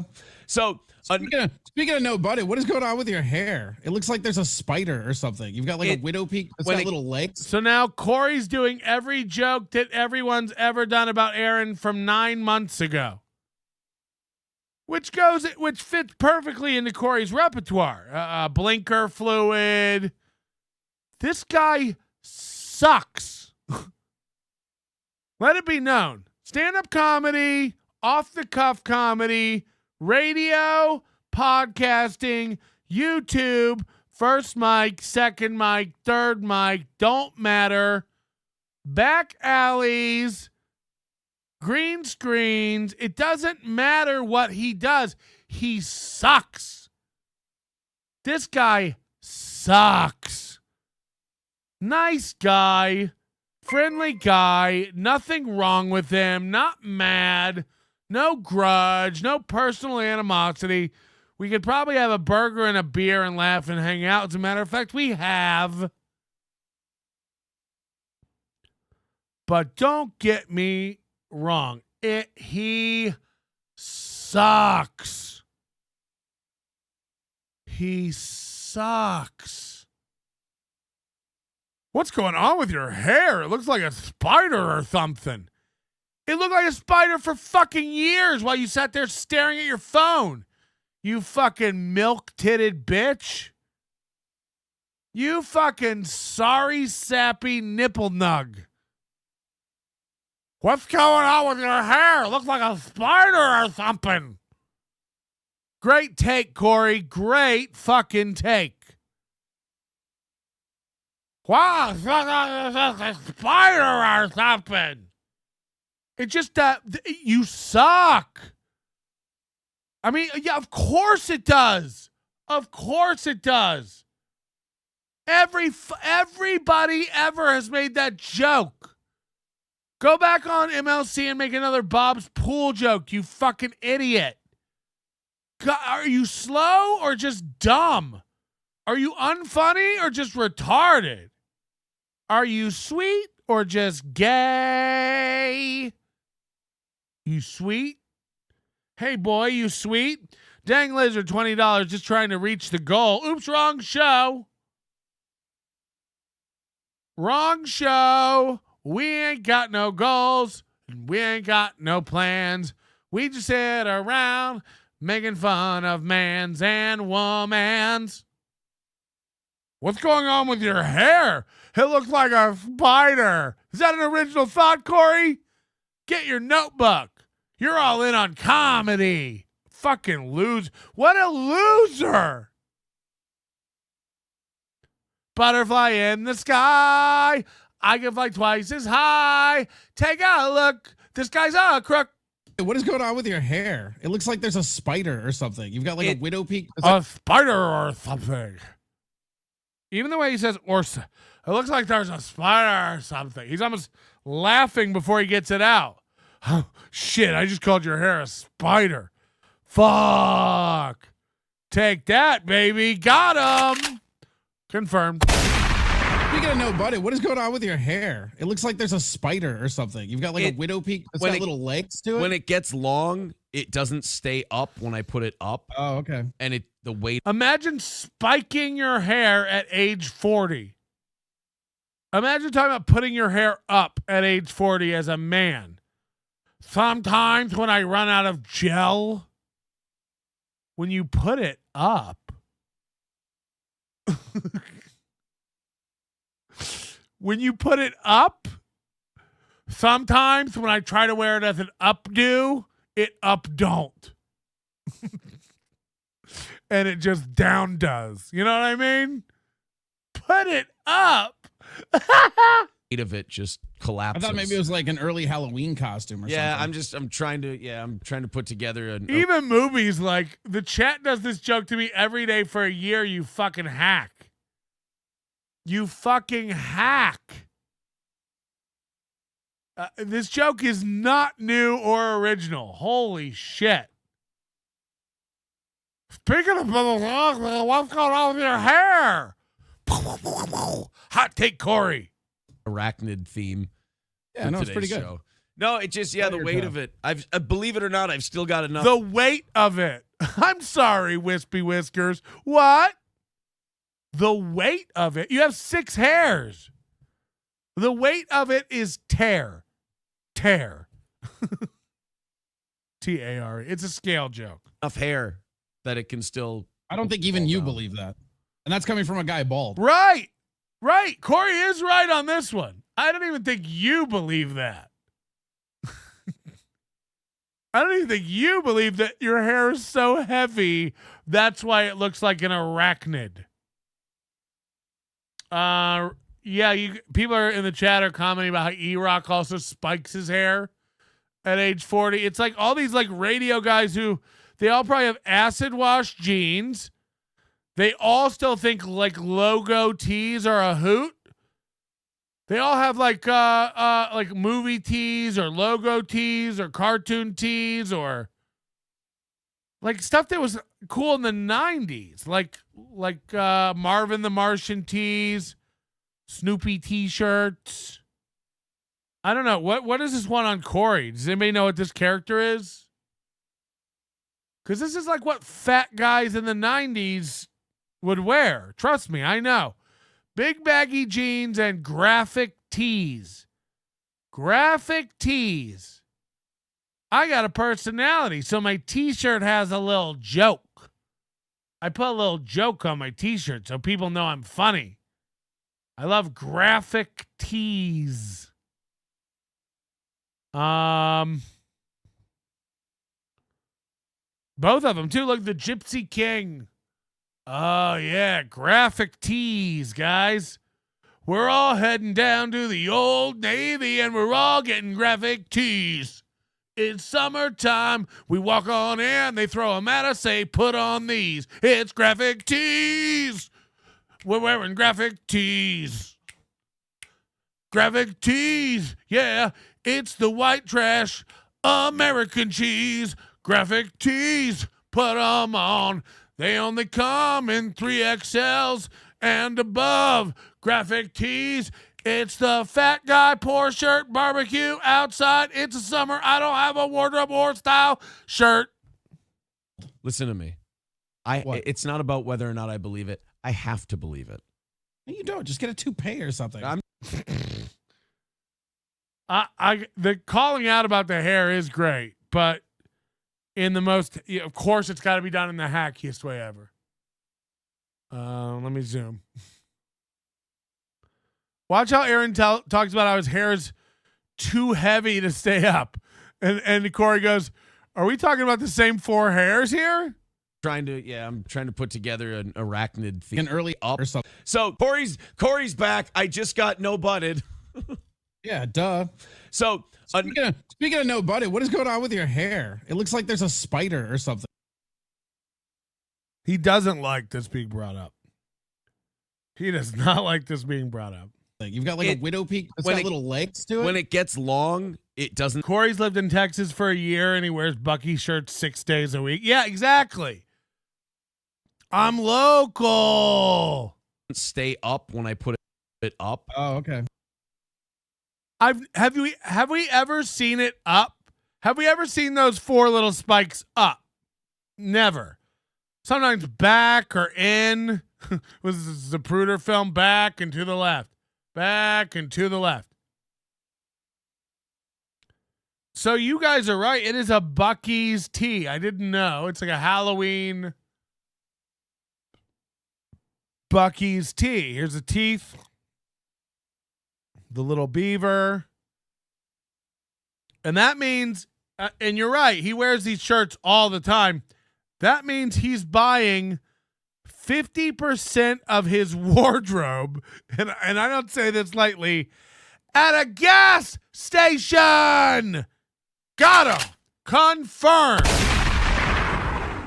Are you buying your clothing next to a counter that sells brisket and Yeti coolers? Is that where you're buying your shirts now? What about your pants? Does your belt buckle have a Bucky's beaver on it? I have questions. How much of your wardrobe is being bought at a gas station? He comes out of Bucky's with just fucking giant he looks like Julia Roberts and Pretty Woman walking down Rodeo Drive. Just shopping bags galore with beavers all over them. I got so many shirts. They were all on sale. I'm covered in the Halloween ones were half off because it's January. Bucky's, like, look, you never been to Bucky's, you're a tourist, you're driving through, pick up a Bucky's shirt. Grab a Bucky's shirt. Have fun with it. You're on a road trip. You're half delusional from sleeping. Grab yourself a brisket sandwich and some big old Bucky Beaver slippers. Get some of those big old furry Bucky Beaver slippers and grab a t-shirt. Grab yourself a t-shirt by all means. Don't grab 30 t-shirts. Don't fill up a shopping cart. Those are just a joke. They don't even expect people to use those carts. You're not supposed to load up at Bucky's. It's not guys' grocery games. You're not supposed to be zipping up and down the aisles, running through some fucking redneck fantasy of yours, just arm barring shit into your cart. You know, I mean, again, a shirt, fine. A shirt. But you really don't need racks and racks and drawers of Bucky's shirts. And everybody points out correctly, these guys, it's an excuse for a personality. Like, it's just like, I'll wear this and then people will get it. That don't hassle me, don't ask me questions. I'm local. I'm like you. I like Bucky's, okay? Calm down. I like Bucky's. Move on. I'm just a normal guy. I like Bucky's. It's like me with Carhartt. It's like, we get it, Melton. You're just a normal guy wearing Carhartt. Look, it's one of the only military-grade contractors that can come up with something that'll cover me. That's just a fact. I didn't ask for it. That's just what it is. But even then, you know, I don't wear a Carhartt shirt every day. It's not a Carhartt shirt. Every day with the Bucky's shirts. And by the way, Carhartt makes clothes. Bucky's makes gas. Bucky's makes mixed nuts. Bucky's smokes brisket. Bucky's sells straw hats. Bucky's has everything from gummy bears to fireworks. It's not a brand of clothing. Carhartt is a brand of apparel. You know, it'd be like if you had a best friend and all he wore was NASA shirts. You know, everybody has a friend who has like a NASA shirt, and you're like, oh, you went to space camp once? Okay, nerd. But like, you got a friend who wears a NASA shirt every day. You're like, are you a rocket scientist? Do you work in Huntsville? I didn't know you worked for any space agencies. No. I went to the gift shop once and loaded up on astronaut ice cream and NASA t-shirts. And now I wear them everywhere I go so that other people who are interested in the moon and interplanetary objects know that I'm down to NASA talk. Old Navy plain shirts for people over 40. What? Old Navy plain shirts? Bucky's makes everything. It's to prepare us for when China takes over. And that's B. Dabbler, who I guarantee you has every puppet he's ever gotten is from China or Bucky's. Or Bucky's. You ever seen a... they probably do have puppets. And the weight of it just collapses. I thought maybe it was like an early Halloween costume or something. Yeah, I'm trying to put together an arachnid theme. Yeah, no, it's pretty good. Show. No, it just, the weight of it. Believe it or not, I've still got it. The weight of it. It's 4 hairs. That's like being worried that Stoney's can't handle the laughter of Gino Bisconte. I think we'll be okay. I don't think we need a permit. Enough hair that it can still. I don't think even you believe that. And that's coming from a guy bald. Listen to me. It's not about whether or not I believe it. I have to believe it. No, you don't. Just get a toupee or something. I'm not getting a toupee. I'm not putting on a thing that. It's not a toupee. You're gonna sit there and just like comb it over. I'm not gonna get a toupee. Yeah, just keep this little wedge of hair, this Trivial Pursuit slice of fucking sad hair. For it to look like a weird ass spider on your head though. How dare you? Tukey was made in California. Yeah, but California was made in China. I'm not gonna Velcro shit to my head just so I can have a little more dignity for a little longer. It's a little. I mean, you are. You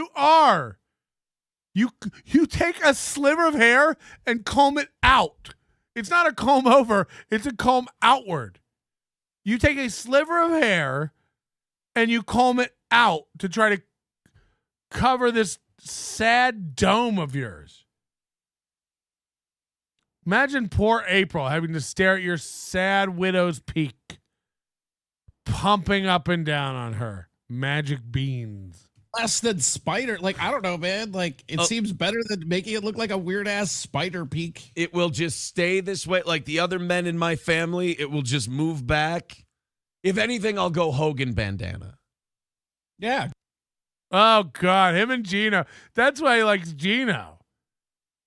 And again, I stand by this. Gino looks better without the bandana. You got to knock it. You look ridiculous. You look like a lunch lady going through a sex change.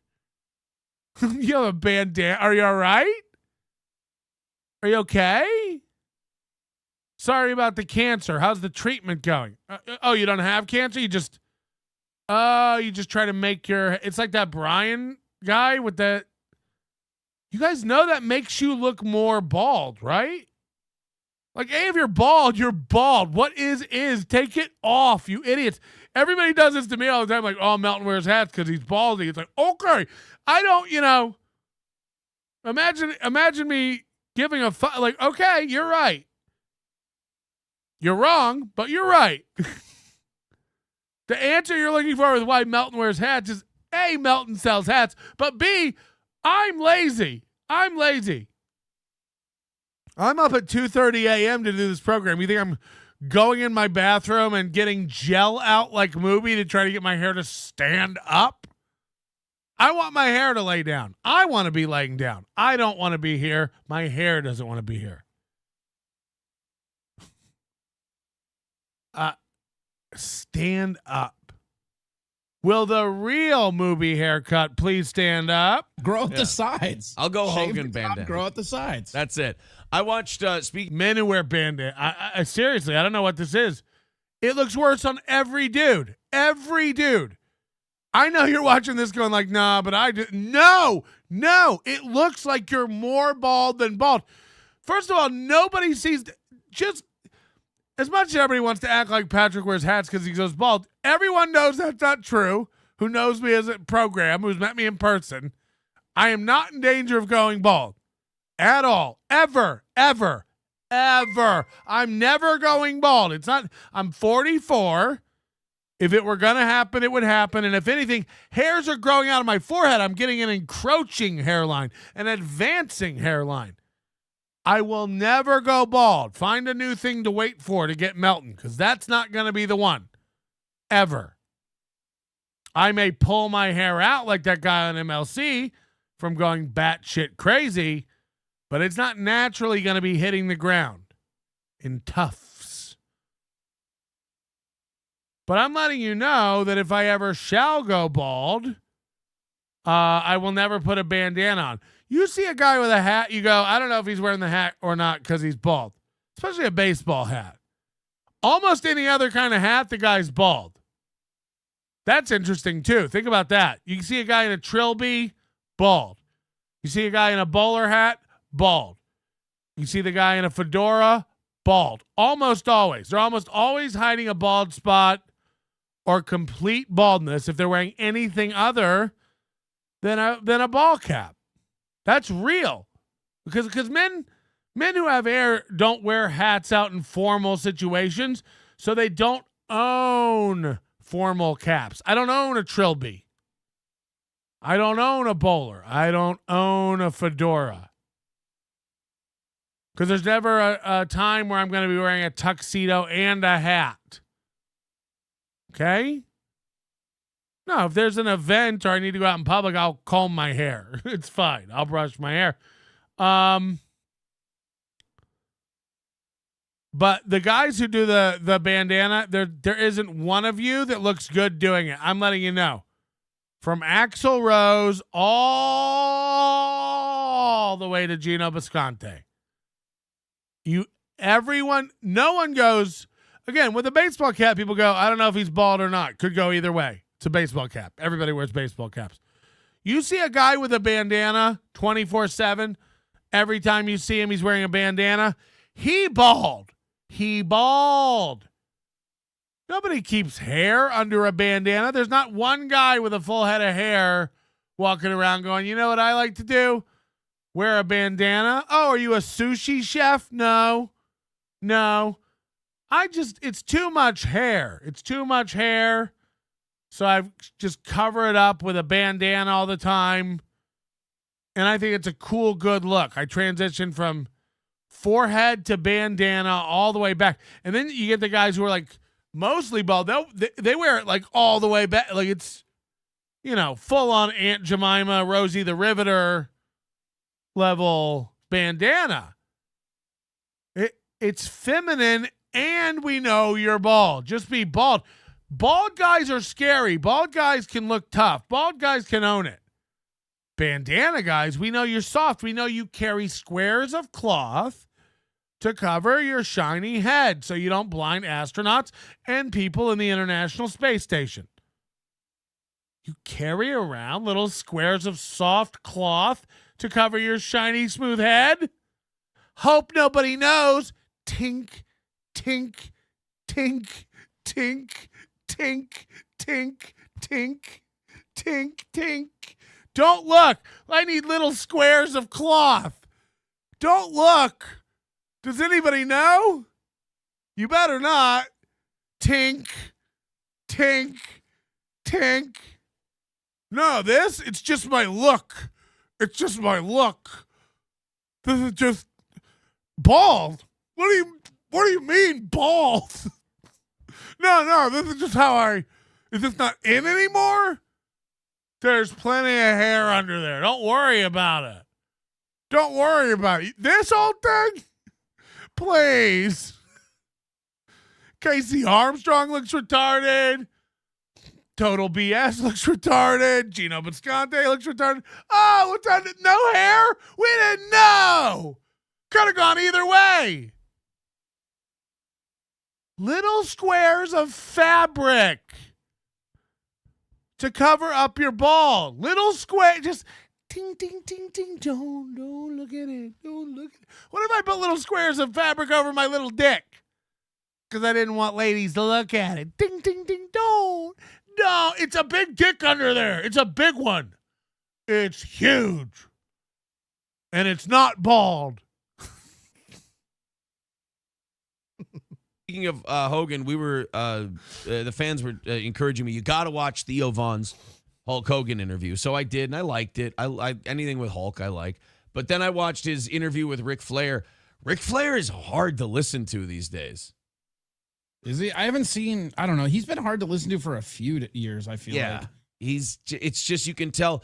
First of all, he's got that long-term alcoholic skin where it just kind of looks like it's they pulled him out of rosacea fucked sandpaper. Yeah, and it's like, lake skin falling off. Like it looks like it's about to fall off his face. It's really bad. Corey's skin is gray. Like Corey has gray skin, and also like prison lighting, Is Corey under fluorescent lighting or in some sort of like dorm? It looks like dormitory lighting, like bright office fluorescent prison guard light. And then when he talks, he's got like stroke mouth where he talks out of one side of his mouth. It's just, it shouldn't surprise anybody. I mean, it just all caught up with him, basically. I mean, all that living the gimmick, as they say. All that airplane raping. Oh, yeah. This is all that going airplane great. Finally got up to him. Oh, man. He just waved. He helicoptered his dick in front of enough stewardesses where Christ finally punished him, I suppose. And Hogan, all our favorite wrestlers from back in the day are just getting old. I guess for wrestling, that's good. Like if it's your favorite baseball or football player, you're like, oh, it's so sad to watch him get old. Maybe it's me, but like,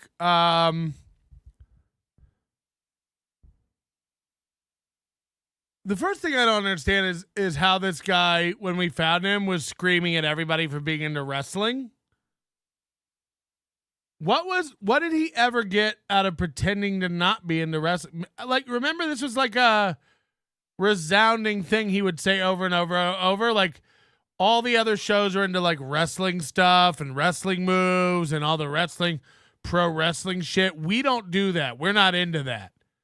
We don't do that pro wrestling stuff over here. We don't like that pro wrestling stuff over here. But it's like, I don't think anybody would ever argue Melton's into pro wrestling. Melton never shuts up about pro wrestling. Melton likes pro wrestling. I also don't need to come on the show and go, we don't do pro wrestling here. We don't like pro wrestling. I don't do that pro wrestling shit other people. You know why I don't need to say that? Because I don't do it and I've never been accused of it. No, I've never gone on long rants about wrestlers I admire and enjoy. I don't watch it. I never really watched it as a kid. Only what my dad maybe watched. It all felt gay and dumb and fake. Even as a kid, I was like, and by the way, I'm not taking away from anything from you if you like wrestling or don't like wrestling. It's any other form of entertainment. It's whatever. It's a reality show. Sure.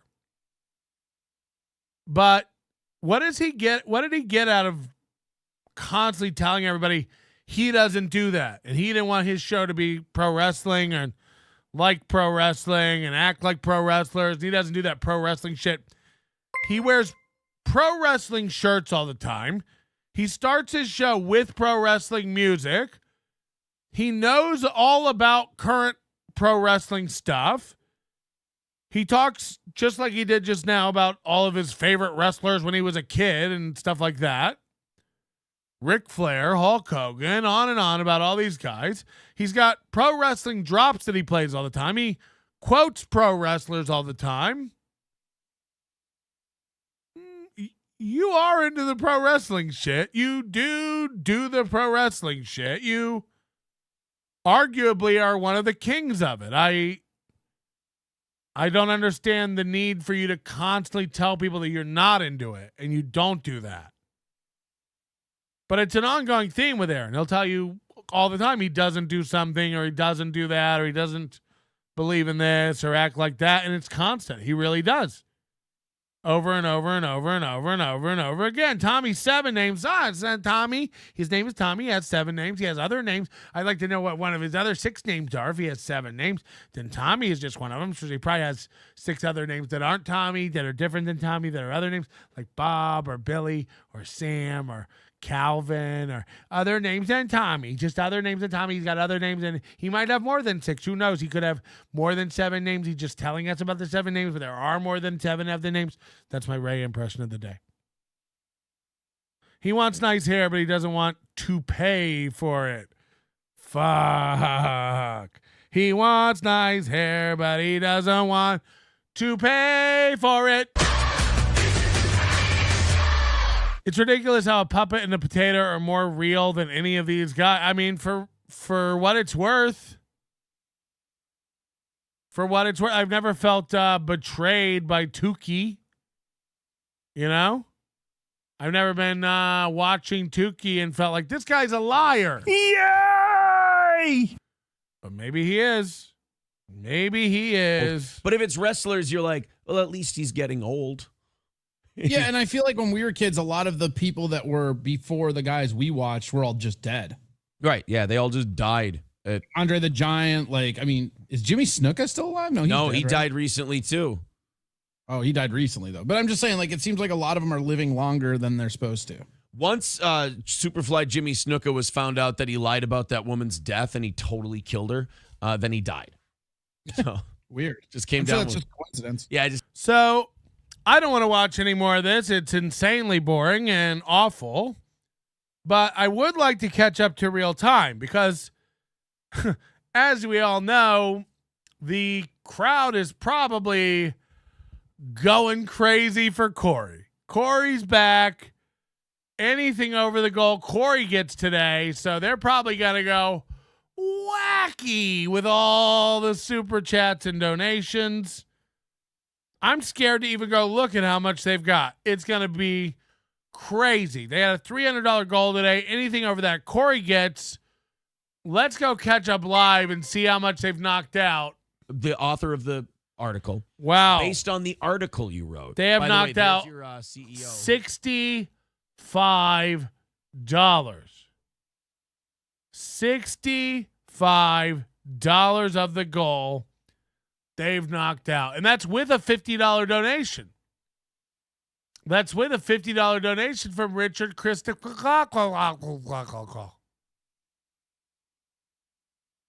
So That's where it is. And without that 50, they would be at 285. So they are really clamoring for Corey over there. They're really loving Corey over there. Really, really good stuff. Toucan Sam, who might as well be a co-producer of this program. Don't know who they are. Don't know much about history. Toucan Sam does a lot of the video clips and stuff. Probably all the video clips on the Steel Toe Boring Show. One of the most single-minded, focused spurgs in our community, who has, again, I don't know what Steel Toe did to this guy, but fuck, can this person not let it go? Whoever this is cannot let it go. And now they're doing these like deep dives. You know, I pulled all those shows from Facebook that Steel Toe did, all these old shows. And now Toucan Sambo's going back through and like comparing today with like other stuff and catching all these little hypocrisy moments. It's like, you don't ever want this guy on your side. By the way, you know, how much do I need to start? I'll start paying you weekly just to never turn on me. Going Coleman back through and making all these videos. It'd be so embarrassing. Anyway, I made a video about me. Anyway, Steel Toe Boring Show Reddit, they're saying is going to have 1,000 people on it soon. So over 1,000 people on the Steel Toe Boring Show Reddit. I think their official Reddit had a couple hundred. And I heard, I don't know if it's true, somebody verified in the chat, somebody said that Steel Toe got so upset about the Steel Toe Boring Show Reddit making fun of him that they took down their actual Reddit to keep their fans off Reddit. They wanted basically to stop promoting their official Steel Toe Reddit because they didn't want to send people to Reddit where they would search for Steel Toe, because if you search for Steel Toe Morning Show on Reddit, what comes up ain't exactly good. What comes up ain't exactly great about Steel Toe. What comes up ain't exactly awesome about Steel Toe. You sure about that? You sure about that? That's the reason why? You sure about that's the reason why? But you tell me if that's true. Did they take down their whole Reddit? The regular Reddit is gone. Yeah. So yeah, that's true then. That's how controlling Mubi is. He'd rather keep his listeners off Reddit discussing him. Dang Lizard, just for fun to match up, let's Steel Toe sell burgers. Okay. You don't have to. We're not trying to match donations with Steel Toe. This isn't an employee match program or anything like that, but and shout out to Moody. He's really been doing a lot of work. I come in, I refresh the voice tip system. We've got pagination today. It's really coming along. Just need those folders, because I wanna have a whole folder full of like nasty April sayings, and I can't find them now. Talking about her raw pocket or her dirty dozens. Or We got some douche from a fan, but I'm not sure if it's for Aaron or my smelly meat box. That douche is mine, you dumb smelly cunt. But you always say how rotten and smelly my dumb fuck pocket is. I need a bigger cock to scrape out the layers of loser spunk you coated in as soon as you touch it. Launch your meat rocket into my rot pocket. Make it explode like the Challenger, then I'll sit over Aaron's face and make him slurp it out. Eat it all, you dirty cum eater. Eat it all, you dirty cum eater. Holy shit. Let's Steel Toe sell burgers. Oh God. We'll keep an eye on them and see how it goes. I love that they're over halfway done and they're not a third of the way done with the goal. Now look, it always goes in the end, but I love just, it shows Mubi's complete lack of, I guess, reality. They've never had a worse, they've almost cut their goals in half and still can't hit them. They have to do shows on credit all the time now, which is the dumbest phrase I've ever used in my life. We'll do a show on credit. It's like, This is all on credit. This is credit. It's YouTube. Watch, don't watch, whatever. It's free. You don't have to give money. You don't have to join. This feels like a great time to go into my plugs.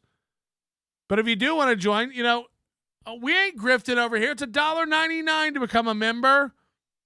Being a member for $1.99 gets you all the perks of any level of membership except the ability to watch back members-only content on demand. You can watch all of our members-only stuff we stream here live. You can chat in the chat room with all the other members who paid more than you. $1.99. $1.99. It's never been cheaper. And if you want to step up to the Overdose Light level here, again, $10 a month. And you get access to all the secret shows here on YouTube in the Overdose Light. You can watch those back at your leisure, including the marathon shows, which are going to be put back up very soon. I just have to edit out. We doxed a bunch of people's numbers in the Moody Hour in the middle of the night. That had to be clipped out and trimming them up on the ends. But we'll get them back up for everybody. Probably this weekend, too. They'll replay. I put a video of Aaron's wrestling match as a commentator and special guest enforcer in the NLO clip suggestions. He's not into wrestling at all, guys. Yeah, I've seen that. It's been on my list for a long time. It's just one of those, A, it's not that great, and B, it's evergreen, so it's just at the bottom of my list. And speaking of stuff, we're doing a large-scale investigation next week on Carla's Salsa. Now, again, all this would have gone under my radar. I think I mentioned on the marathon show that Carla's Homemade Salsa, Carla with a K, carlasHomemadeSalsa.com, which is Butch Bradley's girlfriend who makes shitty salsa on her stovetop in their shitty, meager house for resell, amateur hour over there. You know, I bought the domain carlasHomemadeSalsa.com. It redirects to Nobody Likes Onions. It's been about a year. The prank is up. It was a good joke. The domain's up for renewal. I would have let it go, but Butch Bradley had to take me to court, fight all these battles. Your Honor, you stole my salsa business. And now I'd be stupid to not renew the domain. Well, I got to renew the domain now. It's all, it's all here again. It's all fresh. So I'll be renewing carlasHomemadeSalsa.com, and you can pick up your own jar over at carlasHomemadeSalsa.whatever. The problem I have with this stuff, is people started looking into this, and there's no labels. It seems like there's none of the requirements necessary for a Southern Nevada cottage food license. People want to make fudge in their house, salsa, sell barbecue, whatever you want to do. You have to have a thing called a cottage food license. Now, what does that mean?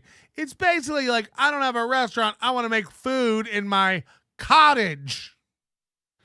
I'd like to go into my shitty little kitchen with my Whirlpool stove and whip up a batch of something to sell. I'd like to use my hands, lick my fingers, use my family's spoons, my dad's crock pot, my mentally disabled brother will wander into the kitchen every 30 minutes and stick his penis in and stir it.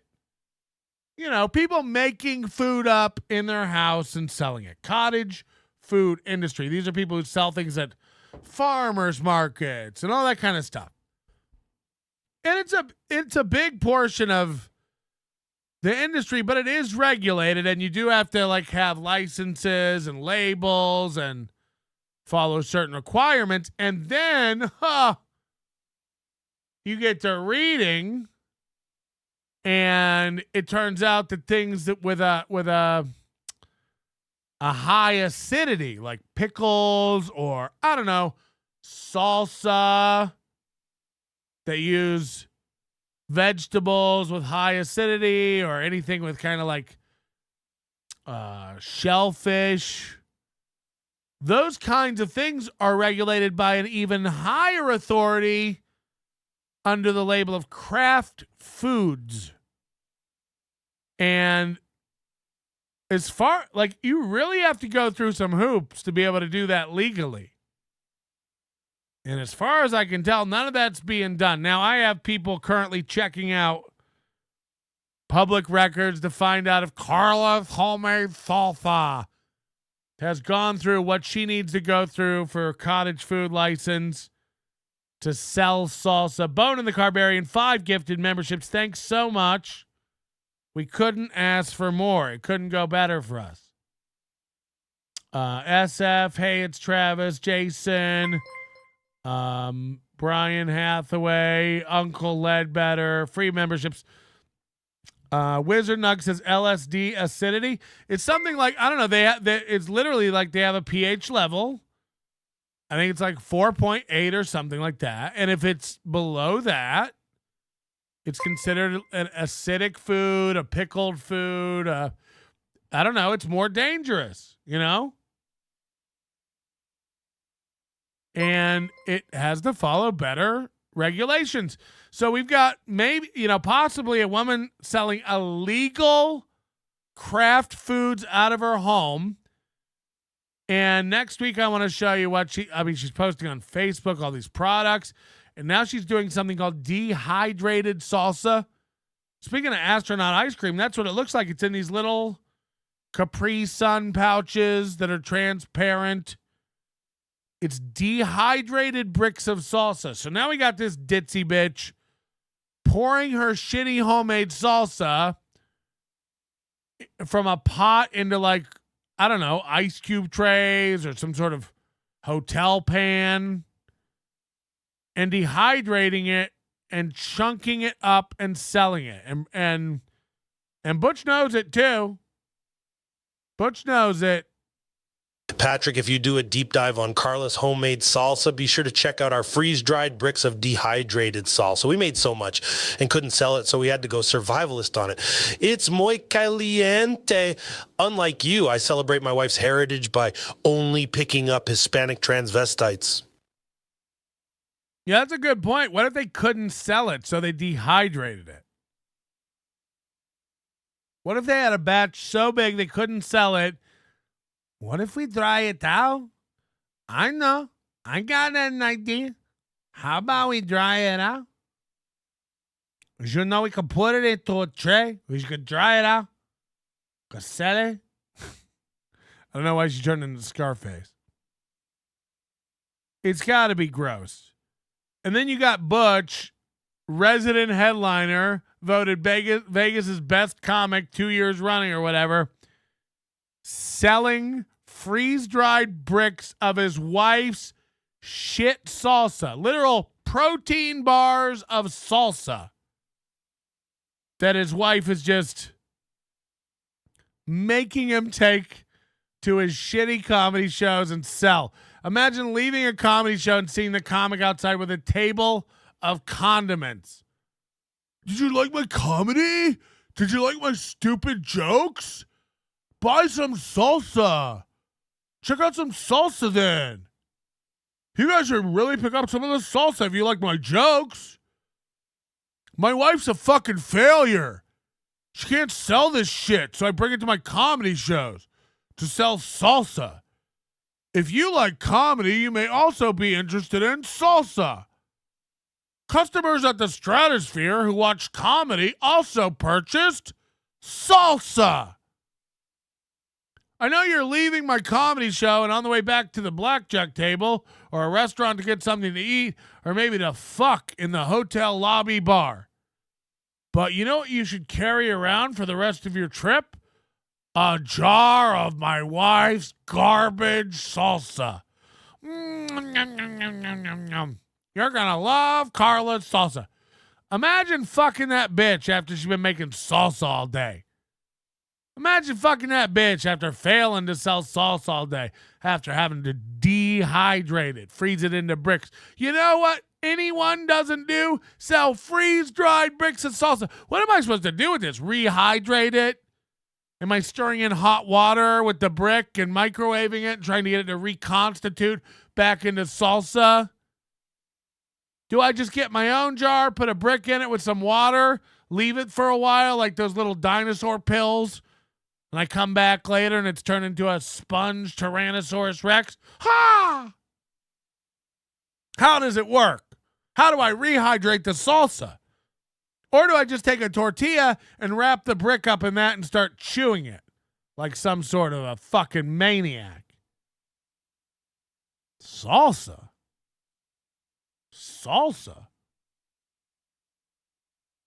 I can't even imagine my wife having this business where every time I go downstairs, try to cook something, make something, microwave something, whip up something for myself, she's constantly in the way, cutting up bell peppers and tomatoes, cilantro everywhere, jars up to the ceiling, you know, just full, like a mom going through a divorce, making stuff for her kids' bake sale. She just can't stop. Tray after tray of brownies and cookies and cupcakes. Honey, what's that, honey? I'll bury my head in the sand and keep making confectionery bullshit just to distract from my life. Butch Bradley, Bezus and Borus. Salsa comedy, failure. Trembling, can't go outside, might as well stay inside and make salsa. Melton could be out there. It's ruining my whole life. He's never come to my house or done anything to me, but I tremble at the thought. Cut up tomatoes, cilantro, boil it, salsa, comedy, salsa. When will Butch be home? Will Bezos and Boris protect me? He takes one dog. I'm not fucking kidding you. I get it now. He's been posting pictures of this one dog. He takes one of his Dobermans to his shows.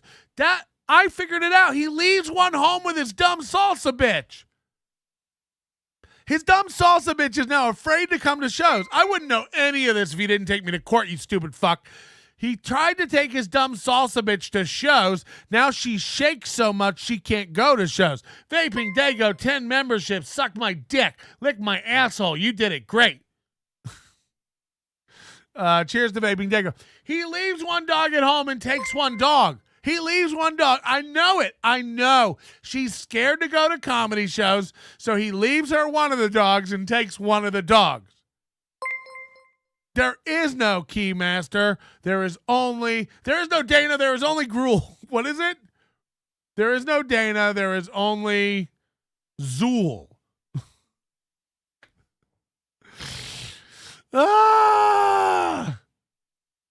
I mean, like, he walks through a casino with his dog. He brings a dog to his shows, not his wife, another dog.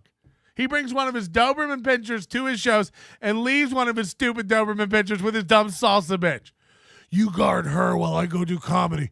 Besus, you're with me. Boru, you stay here. Bikusus, you come with me. Busus, you stay here. Bakesus, you're with me.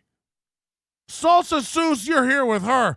Beaksus, where's Comedy Sus with me in the green room? Beaksus and Boros, you stay here. We've ruined their fucking lives, and it's sad. Leave them alone. I don't want anyone to do anything to them. But if that court taught us anything, they're scared to leave their houses, and they split the dogs up every time he has to leave. I'll leave one here with you. Do you think one's enough? Should we get some more dogs? Should we breed them? Beaksus and Porca. Shame on a nigga who try to run game on a nigga who buck wild with the trigger. Shame on a nigga who try to run game on a nigga. I'll fuck your ass up, old dirty bastard. Live and uncut, styles unbreakable, shatterproof. To the young youth, you want to get gun? Shoot. Blow. How you like me now? I'm not sure. I'm not sure, April. Dobermans are friendly. It doesn't even matter. He thinks they're big. He takes pictures of them all the time like my protectors. He talks about them like he's fucking retarded. He talks about everything like he's fucking retarded, but I'm pretty sure he's fucking retarded. You know what I mean? Do you know what I mean? I just love it. I love every bit of it. I can't wait for the next chapter, Butch. I know you're too dumb to drop it, so hi, Butch. Hi, Butch's lawyers. People are saying I need to get therapy for my obsession. Come on. What's the obsession? What's the obsession? It's like, hey, bitch, you don't even know me. This guy told you something in scattered English, and then you turned to me and accused me of being obsessed? Why don't you take 5, Judge? 5 prep pills. You old judge. Hello.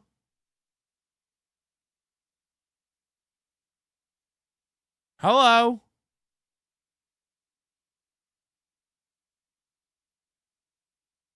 Okay.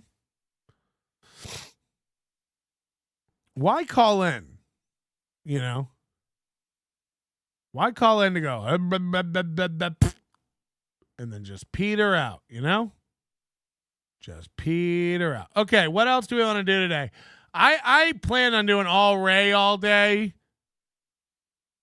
And maybe some steel toe, because I thought April would be on this morning, but April's going into hiding. I really think, we'll probably start talking about steel toe a little more because I think they're on the brink. I think this could be a very, very precipitous era for steel toe. I really do. They're in a dangerous territory. They've never made less money. They've never had less listeners. And by the way, I kind of see this happen for everybody. I think our listeners are down a little bit. Ray is really down. Ray's at a point now where he's not getting 100 viewers. Ray's not getting 100 viewers. And I think it's because everyone else covers Ray so much, you don't need to watch Ray anymore. It's the only thing I can think of, but like Ray's suffering, and Ray's to double Chad's numbers. Ray is under 100 now. And Chad is off the charts irrelevant. Off the charts irrelevant. And so yesterday, Chad goes on this, I guess the Shuley show and Bob have accepted Chad back. It's disappointing, and I will never cease to judge.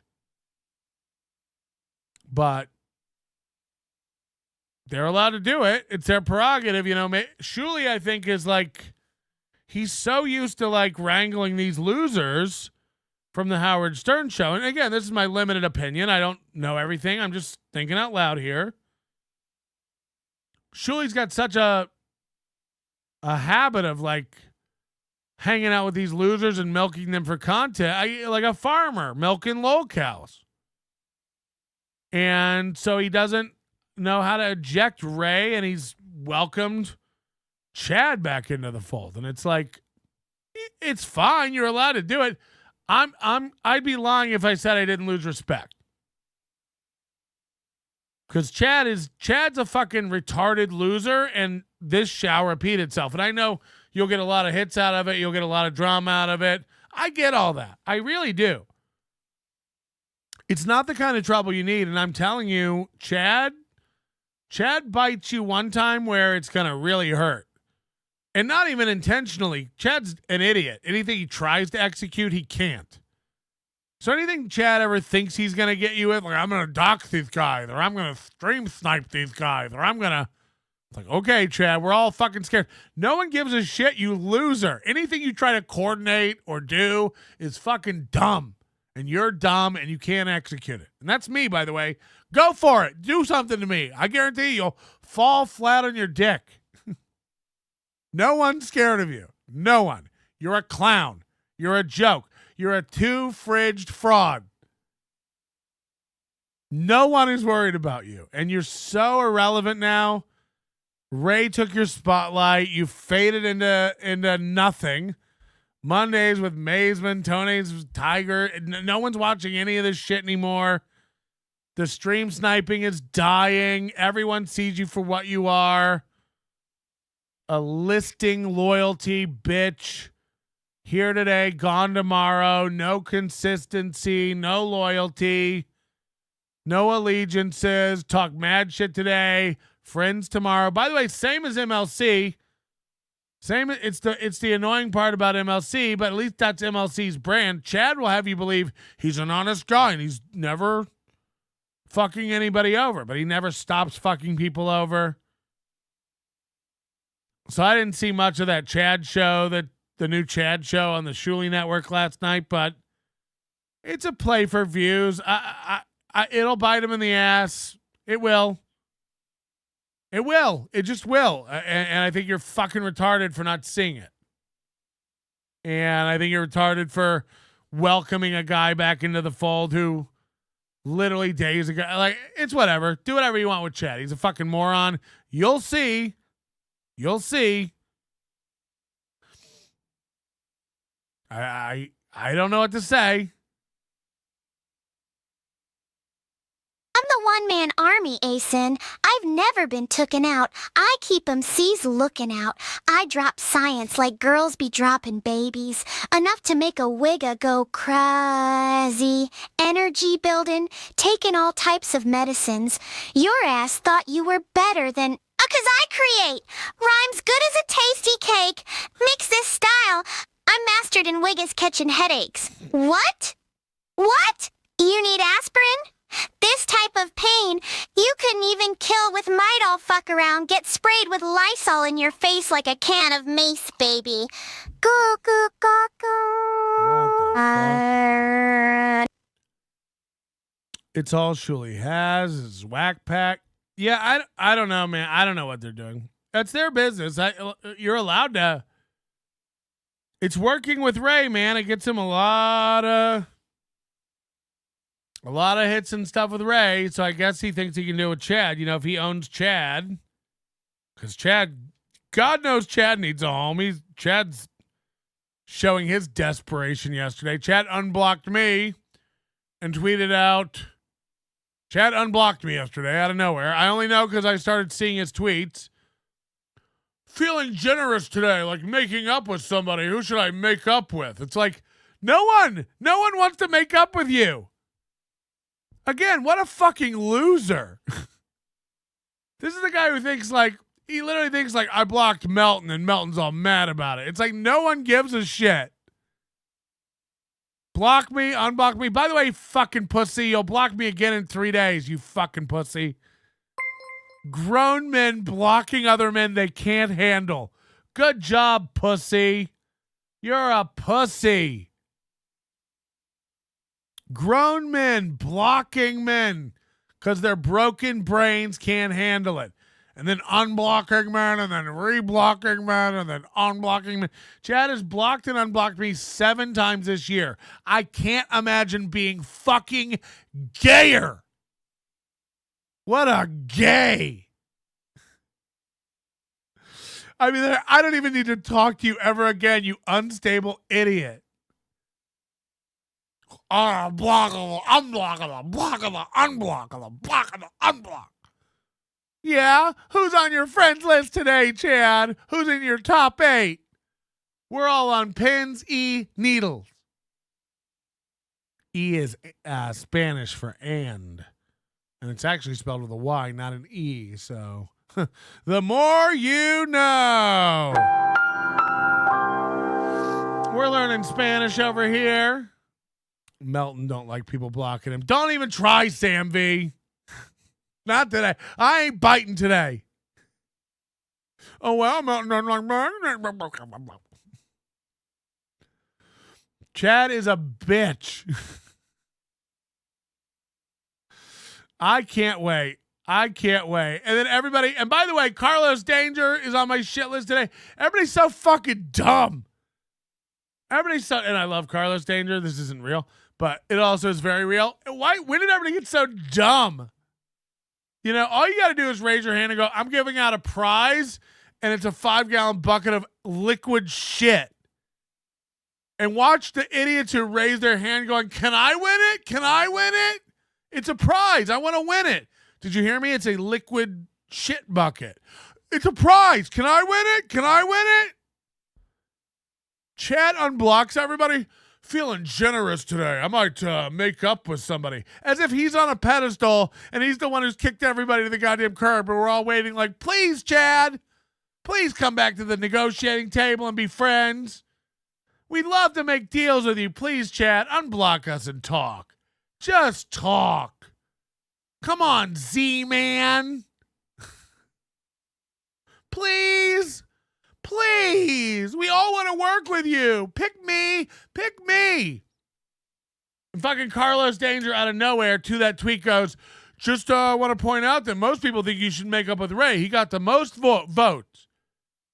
It's like Ray's having a breakdown, you fucking idiot. Ray is having mental health problems and physical health problems as a result of the mental health problems. He can barely stand me piling on him with real logic. Why are you trying to patch him up with Chad, a guy who causes him nothing but actual stress, and a guy who actually doesn't give a fuck about him and wants to be malicious? You know, the farther you can get Ray away from Chad and stop talking about Chad and thinking about Chad, the better for Ray's mental health it will be. But Chad's offering up that shit bucket of a prize, reconciliation with Chad. I'm feeling generous today. I might make up with somebody. Go fuck yourself, you fucking idiot. Block me again, you fucking pussy. No one is interested, you fake fuck. Go tweet Rogan again, you fucking clown. Okay, we've talked about podcast. You're irrelevant and sinking more and more so into irrelevancy every day. Every day. You might make up with somebody. You're feeling generous. You don't hold any cards. You are not in a power position. You have no leverage. What does Chad Zumock have to offer anyone? Anyone? Nothing. You call your aunt and she's like, why are you calling me? How's your dating life going? Is that going great? I can't wait for your Cape Coral show tomorrow night. You might want to start driving now. It's really far. You fucking clown. No one takes you seriously. Yesterday he made some tweet too, like, I'm not going to bother real working comedians talking about these losers. It's like, you called Joe List, you said, and asked if he knew Melton. First of all, we know you didn't, liar. We know you didn't. When you said you did that, we all went, so we know you didn't. But in your mind, you did. In your mind, you called Joe List and said, do you even know Patrick Melton? And he was like, never heard of him. Never heard of him. And that's your own to me. Ah! Imagine calling Joe List and bothering him. Do you even know Patrick Melton? What a fucking piece of shit. What a piece of actual human shit. Auschwitz, the meaning of pain, the way that I want you to die. Slow death, immense decay, showers that cleanse you of your life, forced in like cattle. You run, stripped of your life's worth. Human mice, for the angel of death. Jesus 400,000 more to die. Angel of death. I mean, these are getting dark. I'm not even sure we should leave this open to the public anymore, because we're getting new people in here making dark stuff. Angel of death. Hey, Carlos, are you okay? My tweet may have been posted in jest. I know, and me calling you a fucking moron is in jest. You're a goddamn Rhodes Scholar compared to everyone in this universe. Oh, shit. But you got to understand, Carlos, and I love Carlos Danger. Check out the Insufferable Bastards podcast. I'm totally fucking with Carlos. But sometimes I wonder if he has Ray's best interest in mind. Because it's like, you may have said it in jest. I understood the kind of the jab. I got it. I do understand. But Ray doesn't, and Chad doesn't. Chad really thought it was like a day of giving back to the we people. I'll unblock all the people, and I may make up with someone today. And it's like, no one gives a fuck. So Chad takes this I guarantee you, Chad's taking it really seriously. And Carlos is like, what about Ray? First of all, I don't think Chad will make up with Ray. Because he can't. Even Chad. Ray makes like Bob and me go crazy. But we're both just like, I can't, my brain doesn't, I don't. So to Chad, and Bob and I have, I don't want to brag, but far superior amounts of brain bandwidth than Chad Zumock. Chad Zumock has got, I think, a 1-lane highway and thoughts have to pull over to let alcohol by all the time. Chad Zumock's not a high-functioning individual. There's no real planning involved behind anything Zumock does. He thinks of an idea, and before it's even done firing in his synapses, he's almost saying it out loud or tweeting it. I'll be going to Stoney's to do the will ya? I'll be going to Atlantic City to make everyone feel uncomfortable. Will ya? What if it was offered to you for free? Would you go? You betcha I would. You won't. You won't do shit. You won't do shit. Chad, I just bought myself a round trip first class ticket with my miles. I'll get you a round trip first class ticket from Florida. On me. I'll buy. I have plenty of miles. I need to burn them. Let's go. You said you had miles. You don't. But you wanted to pretend like, what would you have miles from? What would you have miles from? Are you trading in vodka box tops?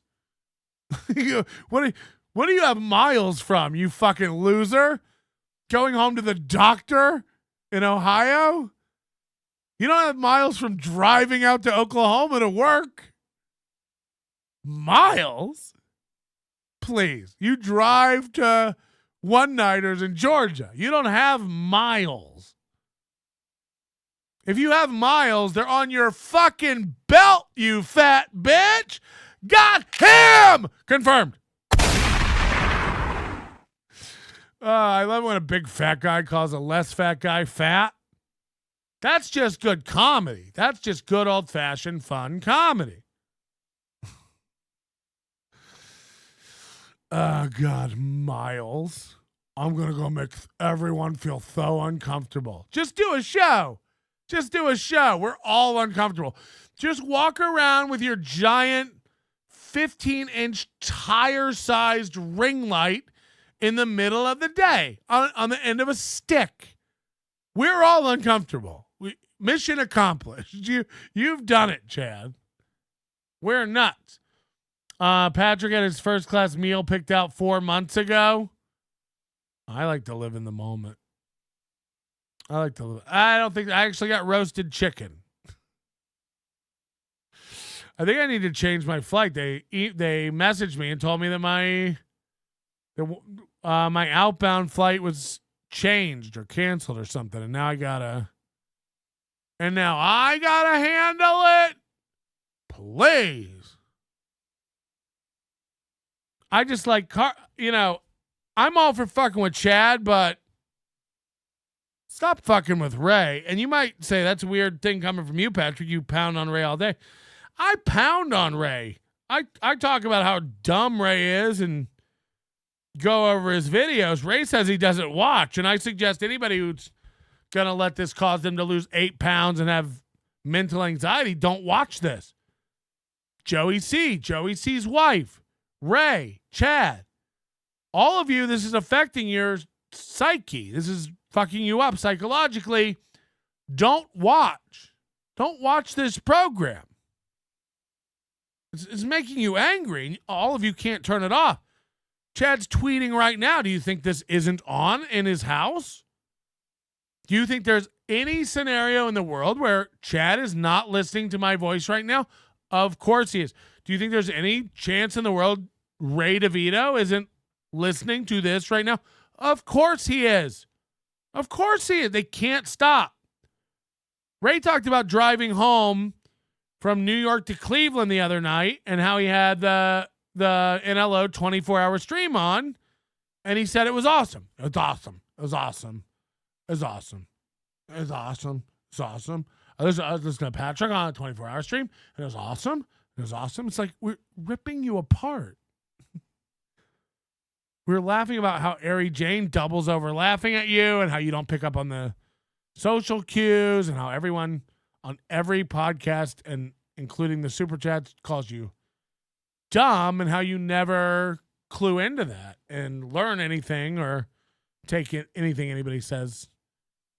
Again, if the reason you were all mad at Melton and Shuley and everything and ran off and set up your merch with Drunk on Cringe was because of the shirt, you were so mad at the shirt, it was hurtful, and now you love the shirt and you're happy about the shirt, why disrespect Shuley by still having another merch shop?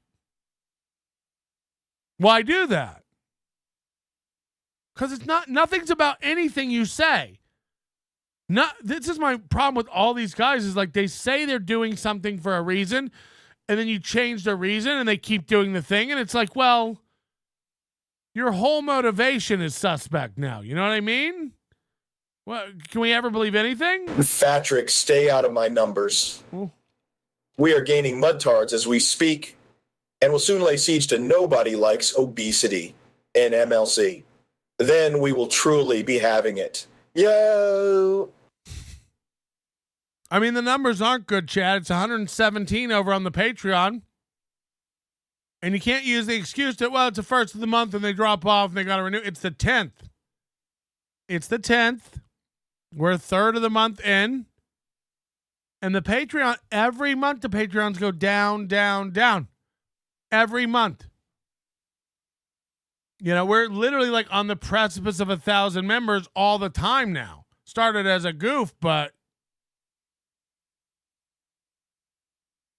my overdose, the main overdose, nobodylikesonions.com/overdose, it's growing and growing and growing. By the way, I'm awful at putting stuff out on that. It's so slow. We're over a week behind. That guy yesterday asking me, 5 guys a day asked me to set up merch sites for them. This has gone awful for me. I don't set up merch websites for people. I've never done that. It's not what I do. I don't like that. This is like the thing people think it's so funny. Like, because Drunk on Cringe and Chad, he's always setting up merch for again, will any comic I've ever set up merch for, please come forward. One. Any I'll quit. I'll walk off. I'll quit comedy. Find me the comic I've set up the merch store for. That's how he got all his gigs. I'll wait.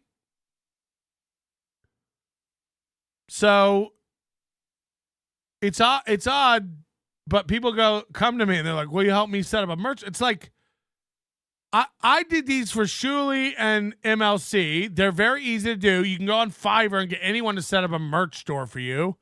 Faster and better than me. I don't build websites. I'm not a web builder. And I don't have time to build you a merch website. My podcast feed is a week behind.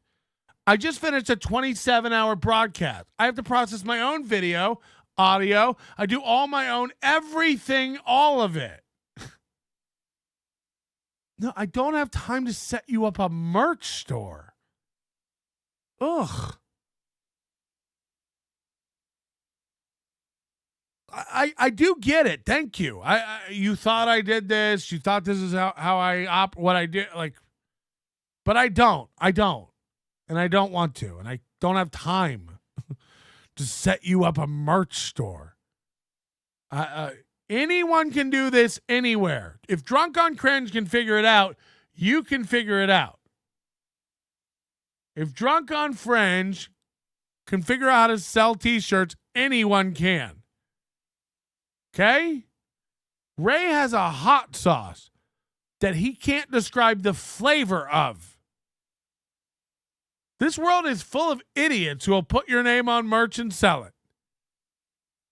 Ray can't have a conversation about the hot sauce his name is on. He thinks you're supposed to dump a half bottle on a steak that's cooking. And yet the company that made it, someone there goes, this guy's great. This guy needs a hot sauce. He can't give me 3 adjectives to describe any flavor he likes. We better get him branded. He has no true fans. Let's batch a bottle of 6 and get it out there. Uncle Patrick and Daddy Aaron get naked and fight with their pee-pees. The winner gets to pound my pamper palace. Goo, goo, gulp, gulp. Jesus. We've got a new guy on this AI thing who is, I've never seen this name before coming through, but these are nasty. We might have to. From the moment I understood the weakness of my flesh, it disgusted me. I craved the strength and certainty of steel. I aspired to the purity of the blessed machine. Your kind cling to your flesh as though it will not decay and fail you. One day the crude biomass you call the temple will wither, and you will beg my kind to save you. But I am already saved, for the machine is immortal. Even in death I serve the Omnissiah. Jesus. And now Kevin's saying he may not go, and if he doesn't go, who cares? Because nothing was planned anyway. First of all, I wasn't kidding about wanting to quit MLC and quitting MLC, and obviously I got kicked off by Kevin Monday. And maybe he'll never send me a link again, and this is all moot. So maybe it doesn't matter. But I got to thinking about it, and it's like I gave my word that I would do Mondays for 3 months. So I'll go back on Monday if he wants me to go back on Monday. But Kevin's got this thing. He said it yesterday. He's like, Patrick does a great show alone, but he doesn't want to work with anyone, and he doesn't work well with other people. And it's not that I want to work alone. I'd love, believe me, this show, if we had a good number 2 in here, would be off the charts. The difference between me and all these other shows in this particular little corner that we're in is that these motherfuckers will do a show with anybody. Nothing is precious. And at the detriment of their own brand and everything, they'll just, who is there any guy is there a homeless guy with Wi-Fi? Is there a drug addict with Wi-Fi? Is there a federal prisoner that can trade a pack of cigarettes for an iPad for 10 minutes to come on the show? Hours and hours and hours they'll do with just complete zero losers. Complete nothing. And meanwhile, Kevin will still have this disdain, I was saying yesterday on Who Are These Podcasts, for people like Tukey or the Potato, because they're, a puppet or a potato. And while I may not, look, I think the potato thing is gay and the puppet thing is gay. At least the puppet serves a purpose. At least the puppet has a personality. At least the puppet is a thing. The potato is just a veneer to hide an identity. But that being said, you'd be lying if you didn't say that the potato and the puppet and the corn and these guys all have more comedic timing, instincts, talent, intelligence, skills, whether it's audio, video, broadcasting, overlays, pranks, research, production. You know, I don't know what metric you want to measure on, but like the puppet and the potato are up here with that stuff, whether or not, you know, you like their persona or their avatar. And Lil Mir and Joey C and all those guys are like, you know, they'll keep buying more and more stuff, but nobody knows what they're doing or how to use it. If I have to watch one more video of Joey C on his phone, tall screen, it's like, hey, turn your phone that way. Just you want instant improvement? Just turn your phone widescreen. Hey, you know how every TV and monitor in the world that you've seen is shaped like this? Right. Yeah, take your phone and make it shaped like that. You know how none of us have tall, like, I know that we all live in a world of reels and stuff. That's not how anyone watches and consumes content. Other than, like, you know, short attention span idiots watching makeup videos one at a time on TikTok. But those people, too far gone. We're talking about long form content watchers. And I was thinking about this on MLC yesterday. I imagine how out of it everyone has to be. Maybe not Adam, and maybe Adam's to the point where he's given up. I don't even tell people anymore, hey, can you try to turn your phone? But not Kevin, not Bob, and not Joey C himself staring at that screen for 7 hours while they're on, and no one goes, Joey, you know, get rid of the 2 giant black bars and just turn your phone sideways. No one says this to guests, and they'll let them do hours on their shows with just black bars and shit looking everywhere. I don't get it. I don't get, and maybe Adam doesn't say anything because he's just given up. So, no one's paying attention, and no one gives a fuck about their show, and everybody wants to yell about a potato and a puppet, but I don't know about this. If you're watching Tukey Soup, or you watching the 90s show they did, are you watching any of this stuff?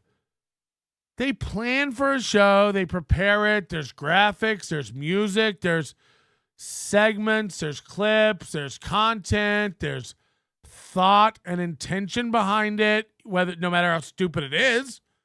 You may not want to watch it, you may not like the content, you may not like the intention.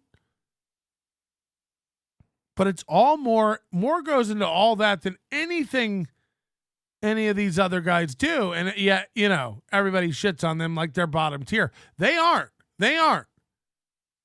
People like Stuttering John or Chad or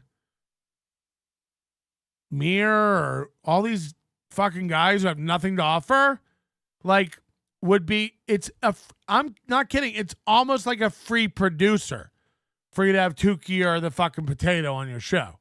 You should be so honored. You should be so lucky to have Tukey cracking jokes on your show. You should. So it makes no sense that everybody just sits around and shits on the potato. You really should.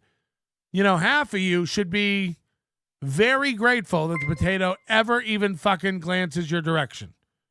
It's sad. It's sad, but it's real. And them's the facts.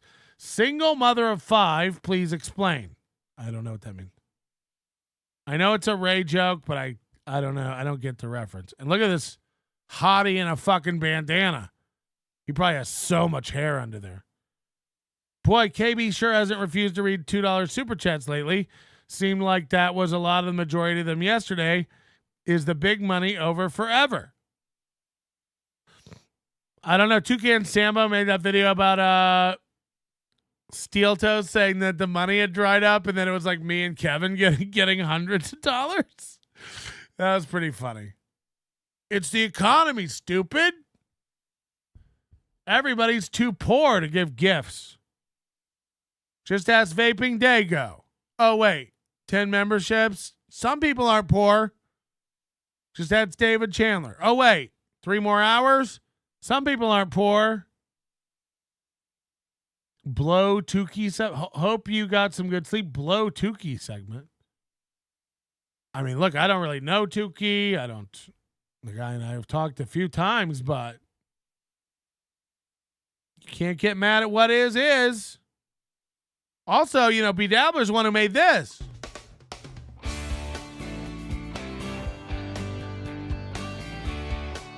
You're wrong. Allow it to wash over you. What is. I don't know why you can't realize that, everybody. He has a Patreon with 4 members. He gathers 3 friends together to do a show for 4 friends. I don't mind if a girl plays with my nipples. What? Ray's so dumb. We're almost at 200 guys. It's looking good. You watching, Chad? You fucking loser? What can you do? Oh, wait, nothing. I know Godfrey. I used to open for him all the time. All you super chatters over there are being played. Your truth isn't truth. Truth is truth.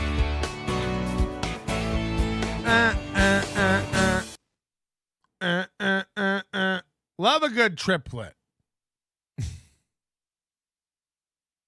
Here's me. What is the difference between a Mexican and a book? The book has papers. Why do Mexican kids always walk around the school like they own the place? Because their dads built it and their moms clean it. What do you call a Mexican riding a lawnmower? Promoted. Where's my little pocket pussy at? I'm still sore from you reaming out my hole to heaven. Can you get Auntie to give you mouth kisses on the pee-pee while I learn what a Kegel is?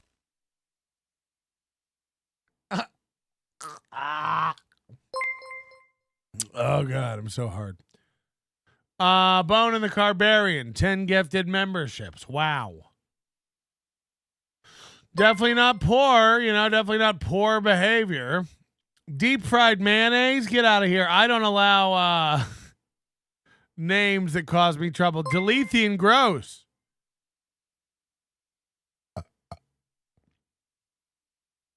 I saw somebody asked what happened to the $312 the other day.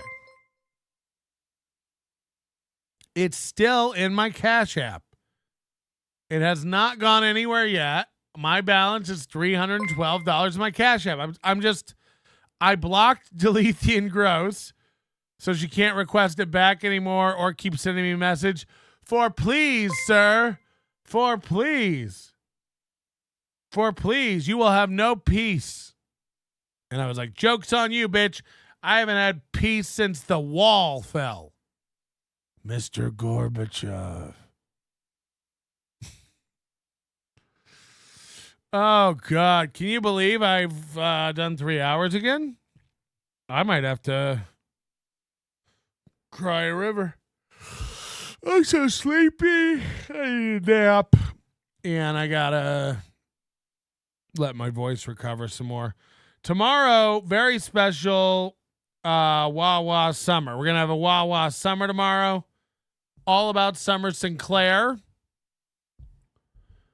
Summer Sinclair did a local podcast that is very, very interesting. And we'll be watching that in detail. Because we haven't done Summer Sinclair stuff in a while. And boy, is it great. Patrick, your new Mexican stuff is fire. Thank you. Been really working on those jokes. What do you call a Mexican on a riding lawnmower? Promoted. They're still at $150. Aaron has his arms crossed. That's never good. For the goal. And again, this is Aaron 50 minutes out from the goal deadline. It never even crossed my mind that we wouldn't hit the goal. It never even crossed my mind that we wouldn't hit the goal. It's like, that's how dumb you are, because you don't hit the goal every other day.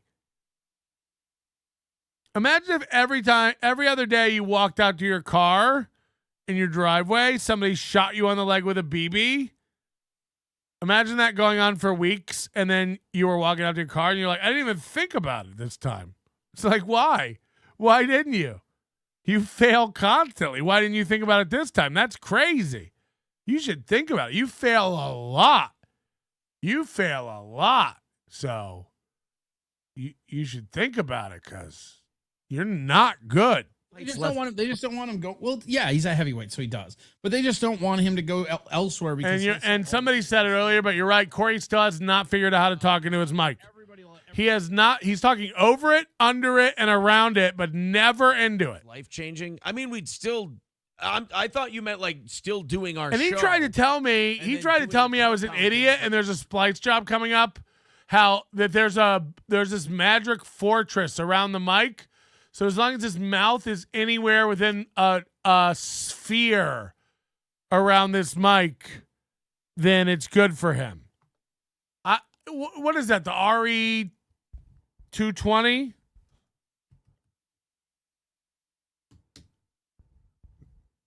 Nope. That's a Wi-Fi exchanger. What is it called? It's the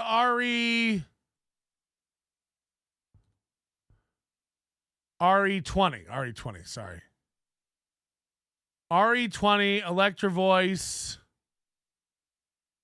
And let's look at the pickup pattern on this. And let's watch a video. I bet they have a video that tells you how to talk into this mic from the manufacturer that would settle this. Pickup pattern.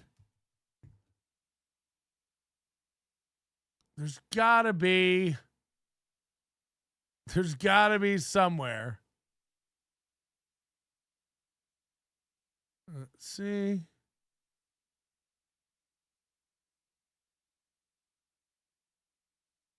Pickup pattern. Is this it?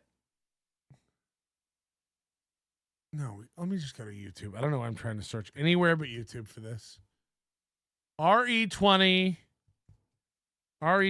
Electro Voice Pickup Pattern.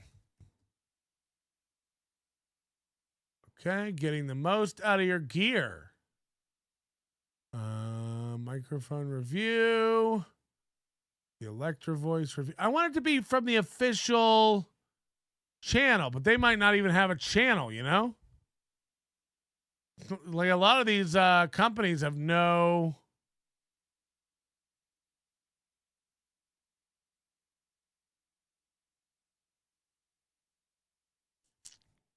Trying to show you what I'm doing.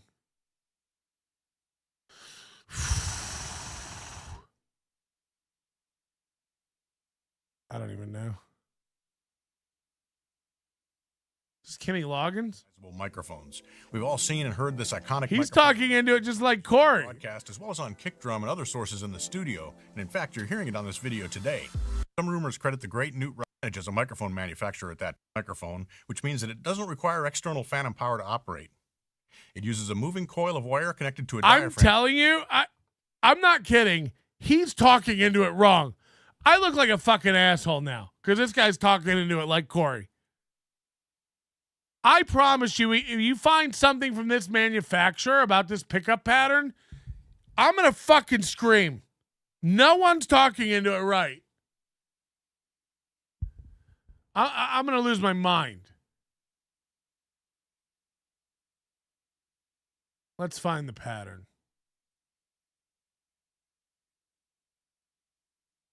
I'm going to fucking scream.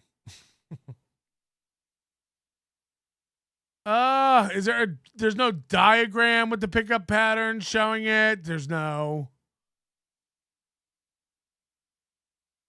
Oh man, I fucked up because this is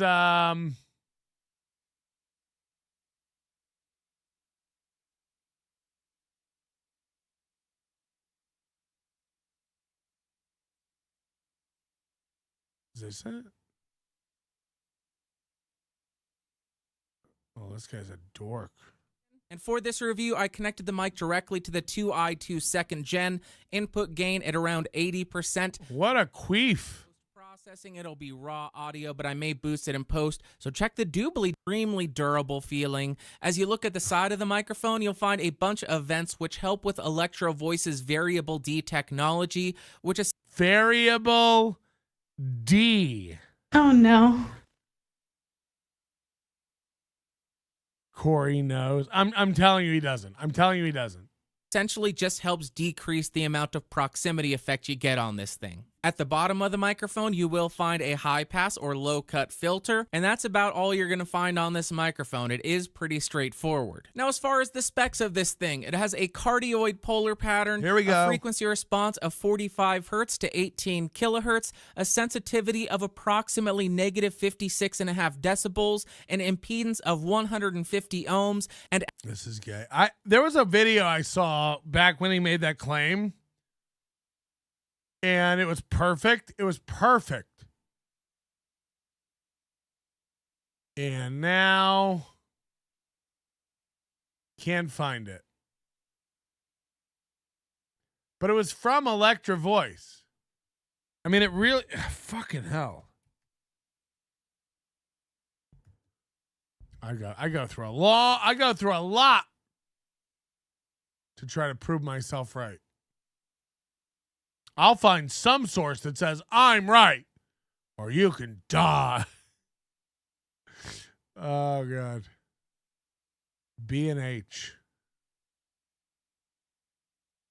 You guys want to buy a mic from B&H? Let's take a quick look at the Electro Voice RE20 broadcast definition with the so if you're the rugged design also assists in These are so handling gay. noise. And on the bottom is an extra large. All right, that's enough. I can't spend any more time on that. Microphones are gay. I'll prove it. I'll find it and I'll prove it. I'll find it. I'll prove it. You'll see. There's a video that shows exactly what I'm talking about. And it proves it.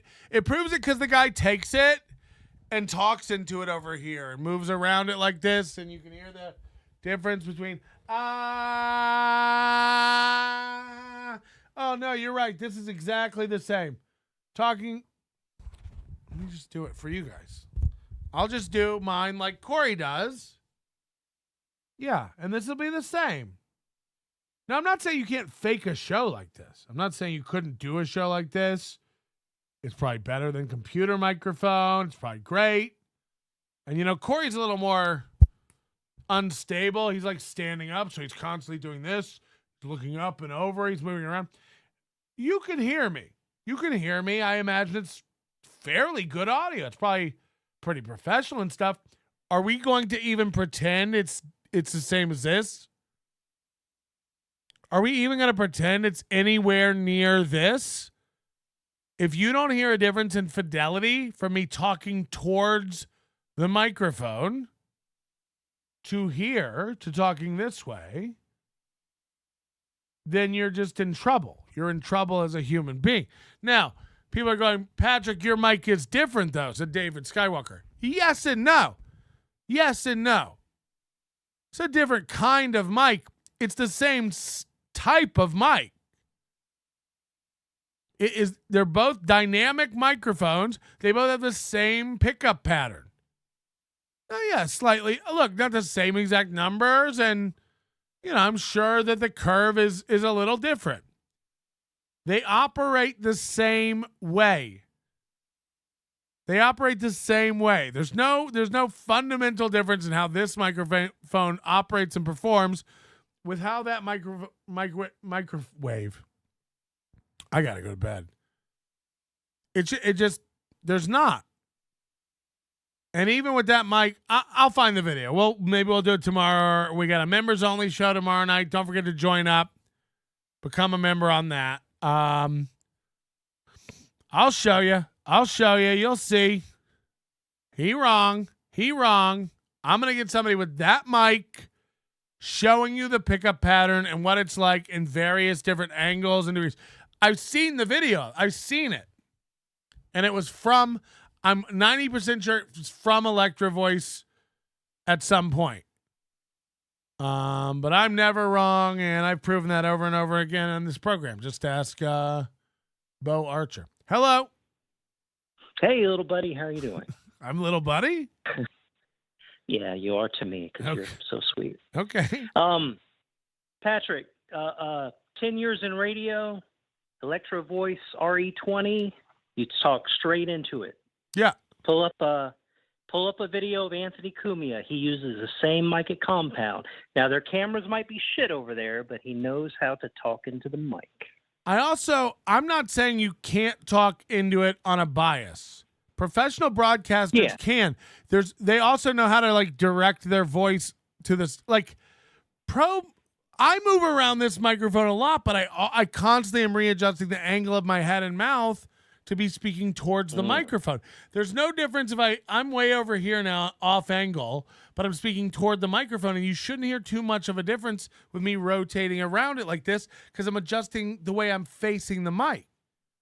But he literally is like, no, I know how to talk mics. Melton doesn't know what he's talking about. It's like I can't. I think he positions his mic that way so we can see more of his lovely round face. And then he started green screening. He chroma keys it out now or something. So like he keeps it even farther from him, which does even worse. So I don't know. Whatever. Looks like a little penis sitting right there. So hold on. You've been in radio 10 years? Yeah. Mid-90s to... And have you ever seen somebody talk that far away off bias? No. Okay. Just making sure. Just asking questions. All right, buddy. Thank you. I'll prove you all wrong. What else did I want to talk about today? Oh, yeah. Thanks to Carl for having me on WATP yesterday. That was fun, even though my voice was pretty screwed up.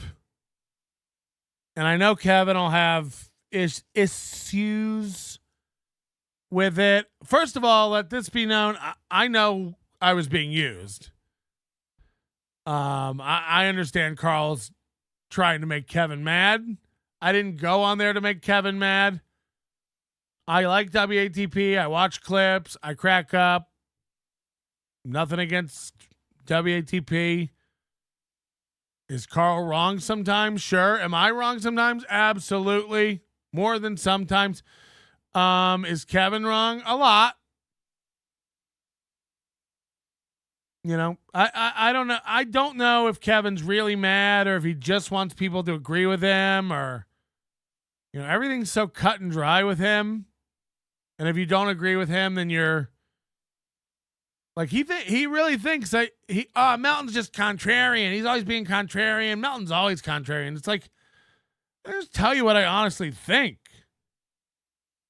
And generally it's not a black and white answer. It's like when somebody goes, who are your favorite comedians? I'm like, I don't even know what that means. And I can't begin to answer it. But I like Kevin. Kevin makes me laugh. I like MLC. My favorite iteration of MLC was Bob, Kevin, and Chad. The reason Chad's so good is because he thinks he's one of the guys. The reason Chad is so great is he thinks he's a contender. He thinks he's funny. He thinks he's a comedian. He thinks he's doing it. And it's just like watching a retarded boy, like, getting his Make-A-Wish. It's like, aw, he thinks he's doing it. He thinks he's doing it and having it. Aw. Don't tell him. Don't tell him. Just let him have this. He'll be dead in the morning. Just let him have this. I don't care what you guys say. You make up the narrative. I'm a working comic. Haven't you seen the 5 dates I have this month? Clearly, it's where my income comes from. I'm a working comic. 12 plays on Spotify this month. I get big checks. I'm a working comic. No one ever comes out to my shows except that one time when someone did, and then it turns out I wasn't even on the show. I lied. I'm a working comic. One time I did have a show and I was too drunk and asked not to perform. I'm a working comic. We know. Let him have this. Let him have this. Hello. Hey, this is Goro.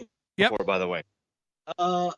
This iteration of MLC, I feel like, is the worst since its beginning. Like I feel like Bob and Kevin, like Bob, I don't like him as a co-host. I don't find him that interesting. He's not really all that funny. He have a good one-liner here or there? Sure. But the problem with this entire universe with Kevin and Chad is there's something that you want from them. Like when Chad first became the Mud Shark or whatever, it was like, oh, this is like kind of like an exciting, interesting thing going on. And then the execution is so poor, you're like, fuck, man, that was nothing. That was nothing. And Kevin, I feel like he can't recover from not having Chad. I mean, you and him are great together, but he's driving you crazy, and now that's splitting up very fast. It's like the fastest sidekick he ever lost.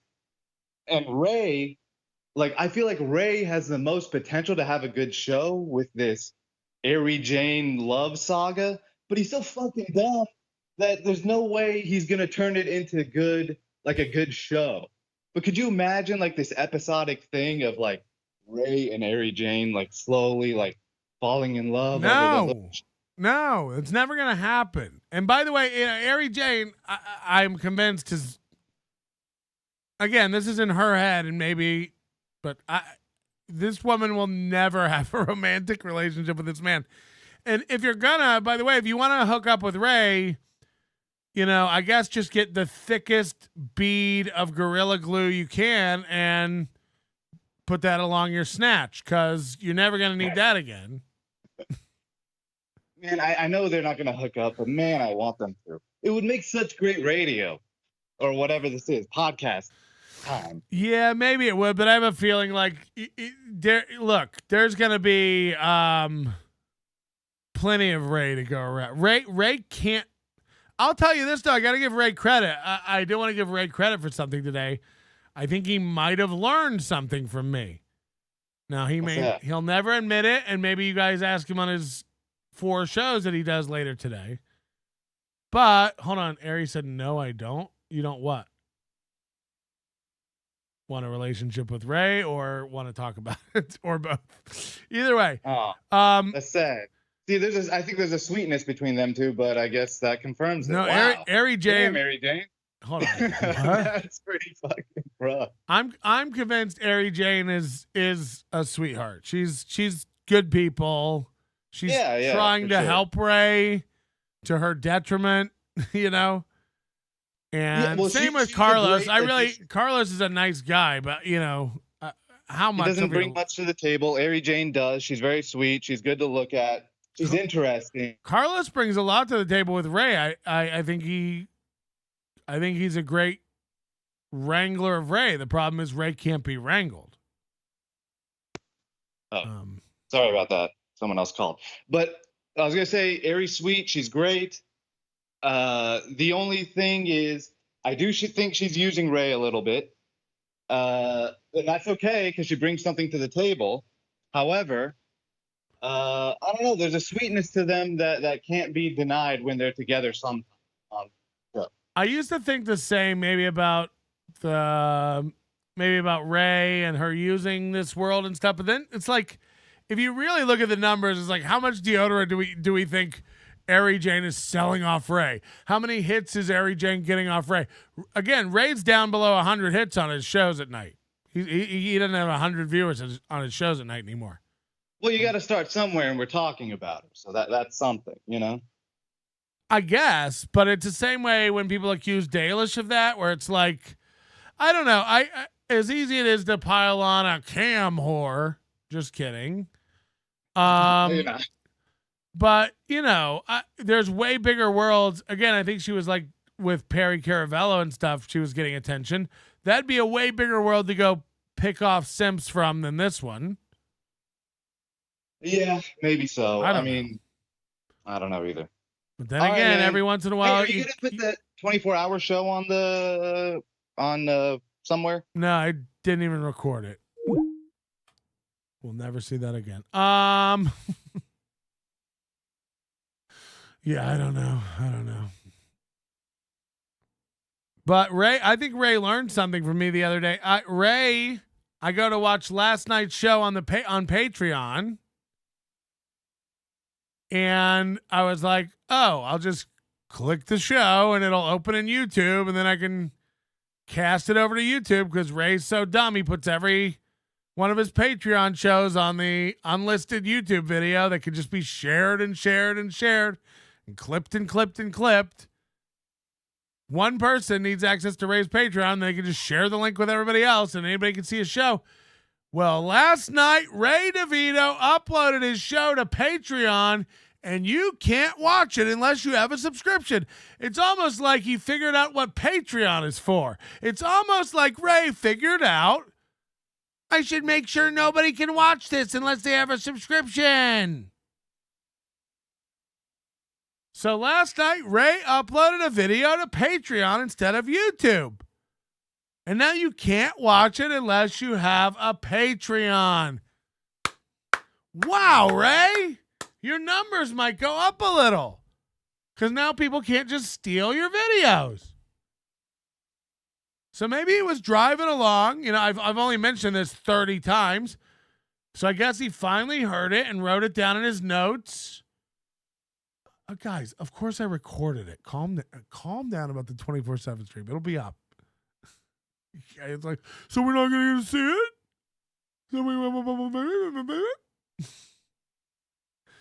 Yeah, the 27-hour stream will not be on the 24-hour stream because it won't fit. Not enough hours.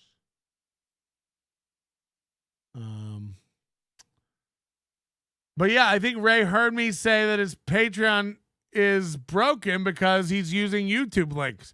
He would literally, here's what Ray would do. He would stream it live on YouTube. Once it was over, he would private or delete the video. Sometimes he would just private it. Sometimes he would delete it. But either way, you couldn't watch it anymore. Then he would download it and then re-upload it to YouTube. It's like, but you just download it from YouTube. YouTube has it, Ray. YouTube has it. And then he would take that, he would upload it as unlisted, which means you can't see it unless you have the link. And then he would run over to Patreon and put the link in.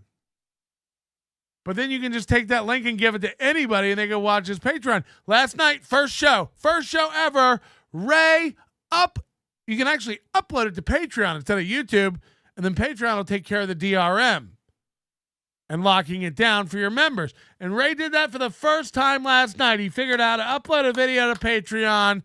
It's locked down. You can't watch it unless you're a member. And he finally figured out how to use his Patreon. So cheers to Ray. I know you'll never say it was me. Just like Steel Toe. I figured out you could set the shows up early so the chat can be going before the stream. Oh, you figured that out?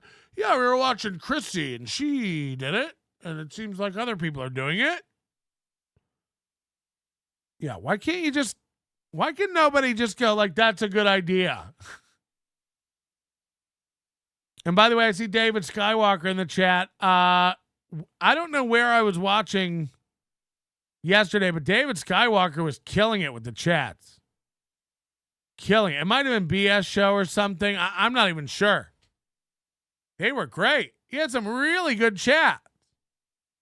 I can't even remember them now. I just remember making a note to myself like, oh, that guy's got the chats. He gets the chats. It's not like I'm saying somebody has the trots, you know. So anyway, I don't know what Kevin's probably going to be fucking furious that I went on MLC or WATP. I know Carl was just having me on kind of to get to Kevin a little bit. And whatever, I was fine with that. Kevin needs to be gotten to a little bit. You know, what are we doing? And by the way, I really would like Kevin's show to turn into a clip show. I think that'd be great.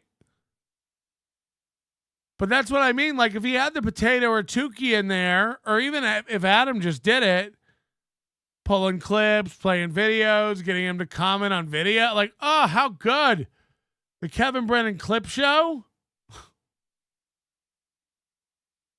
Yeah, so I think it would be great. I don't know if it'll ever happen. But people, you see it every day. This show's gone downhill. Canceled my MLC. Canceled shows downhill. Who are these losers? Who are these guests? And I don't want to be, as much as everybody's like, you're in the bucket. It's like, well, I'm going to leave. Because the bucket's starting to get a lot of piss and shit down around the bottom, swashing around. And I don't want to be here when this deteriorates. I don't want to be here when this. And you notice, I'm telling you this too. Everybody but me. Oh, he even cut me loose this week. It was the first time he ever cut me out. If you'll notice, current iterations of MLC, like almost every day, multiple guests for briefer periods of time. Ski Mask for 20 minutes. All right, cut him loose. Stevie Lou. I got him loose. We got Machete. It's all people coming on for windows of time. Almost like he can't do too much with anybody. And Kevin's always like, I'm going to leave my own show. And it's just like, but the only reason nobody can talk, Bob talks more on the BS show and stuff. Everyone's learning to just shut the fuck up, because if you don't agree with Kevin, there's no point in even talking. You saw it on Monday. Kevin would say things several times, but Bob and I are just like, and then he'd be like, what, nothing? Nothing? And it's like, well, if we say anything, you'll snap at us. If we have a different opinion, you'll snap at us. It doesn't, after a while of getting, swatted on the nose with a newspaper so many times, why would I even speak up? Why would I speak up? We're watching, Kevin talk about blackjack and how he's going to stay on a 17 because the dealer stays on a 17. He's not going to hit a soft 17, or he's not going to hit and it's just like, blackjack basic strategy is settled science. It just is. You either know about it or you don't. There is a right move for every blackjack hand. Statistically, there's a right move and what you're supposed to do. And why would I speak up to argue when Kevin thinks he knows? Kevin knows. The dealer doesn't. Why would I? And it's like, well, that's a soft 17. The dealer doesn't. It's like, okay. Well, we'll just stop talking about it. It doesn't make him right. It just makes us not want to talk to him about it. Hello. Yo, I think you'd be significantly less lenient with Kevin if he didn't have the SNL TV credit. The dude's a fucking podcast hack, bro. He fucking sucks. Yeah, and who is this? Huh? Who is this? What do you mean, who is this? I don't know how to ask that in a different way. Listen, Kevin Brennan fucking sucks, and you know it, dude.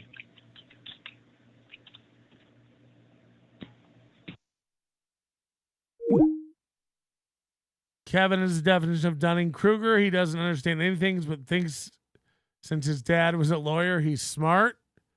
I don't think Kevin's not smart. I think Kevin's smart. At some point, while you argue with somebody about something, agree to disagree. But Kevin's like spraying fire at everybody, went from Shuli to Carl. Now it's Shuli and Carl. And if anybody's just like, well, not quite, it's like, well, fuck you, you fucking hack, Bob. You taking Shuli's side. I'm melting you. Melton's taking. It's just like,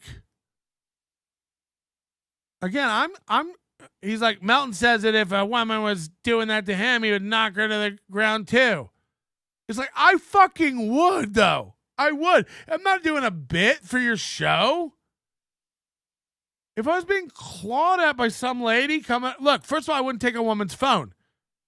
He won't listen to the whole thing about the Calta stuff. It's like, it's more nuanced. Calta is the douchebag. Calta is in the wrong. Calta's the majority wrong. But you also don't get to lay hands on a guy. Ever. And what do you think is going to happen? Hello? Hey, yeah, I kind of liken MLC to like the late night version of Letterman with like fringe guests, like personalities, like and Kevin does a good job of like just making them interesting. But that's kind of where I see it. It's like it's a weird show with guests who aren't really guys, Yeah, it's excluded. Or whatever. I don't even know, but I don't. Yeah. I'm not needed. Do you know what I mean? Like, there's no reason for me to be on there.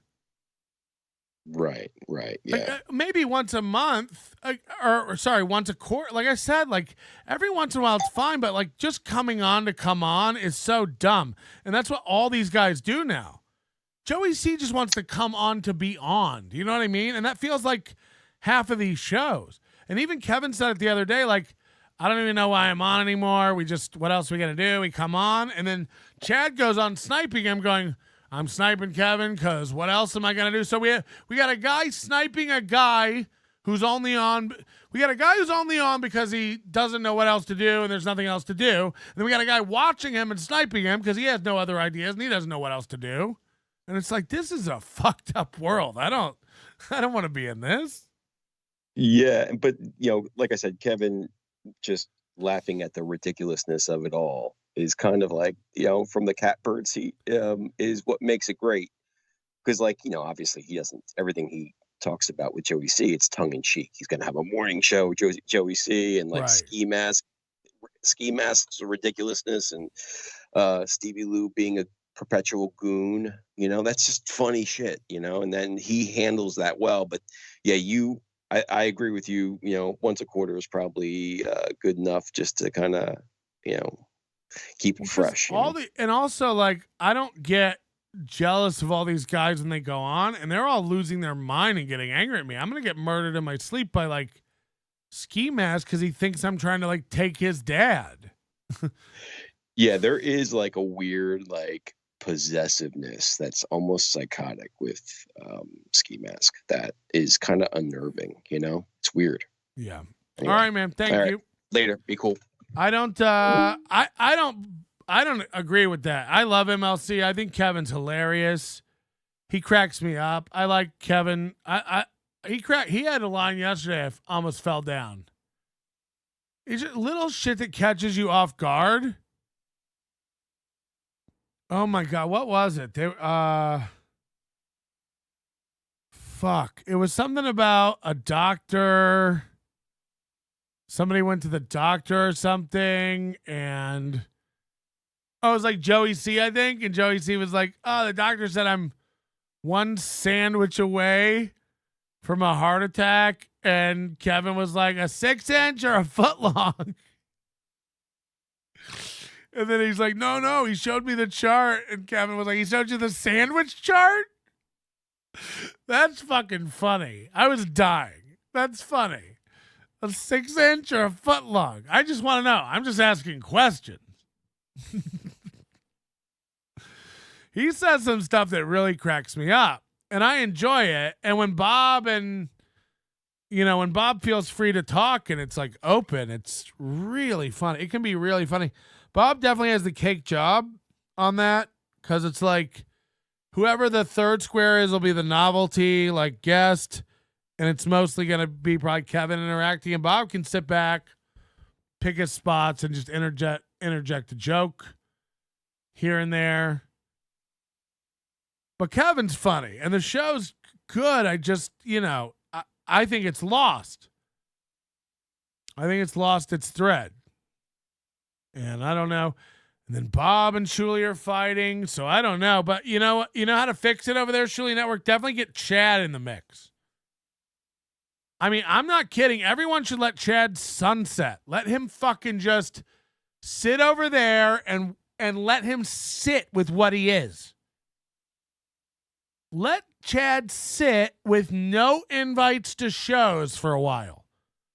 Let Chad sit with his own stream and his own ideas for a couple weeks and watch him slip his wrists as it washes over him what a fucking nothing he is. The only reason, why even have him on a clip show to talk about stuff? It's not like he's ever been Again, every once in a while, you get the, what was I supposed to send him? Carl in Rochester. Am I supposed to send him what did he say? Either way, it was very funny, but that's rare and, few and far between with Chad. So oh no, we'll have Chad on and he'll just throw out zinger after zinger after zinger. It's like, no, he won't. No, he won't. He'll go, this guy sucks. This guy sucks. This guy stinks. He stinks. He's a hack. I've known Godfrey longer. I mean, we know all Chad's things, right? Everything Chad says circles back to making Chad look good, even though we know Chad's a loser. Every time you tell us all this stuff, we know you're a bigger loser than ever. I open for Godfrey a lot. Loser. I actually know Tosh. Loser. Oh, I worked with him a lot. No, he's actually a good friend of mine. You're a loser. These are all lies. None of these people like you. You bug them all the time. Hey, Joe Litz, do you know Patrick Melton? Yeah, I'm sure Joe Litz is a great friend. I'm sure with calls like that, I'm really sure he doesn't roll his eyes every time he hears your name. You're a great friend. Hey, I thought when you went up and did, when you went up and came to Atlantic City and make everybody uncomfortable, you were going to go do Louis J. Gomez's show. You were going to do Legion of Skanks. You're going to go do some sets around New York City. You can't. You can't. You can't get booked anywhere. You are not wanted. Takes one to know one, and I know one. How do you stop a Mexican tank? You shoot the guy pushing it. What's Mexico national sport? Cross country. Why do Mexicans eat tamales on Christmas?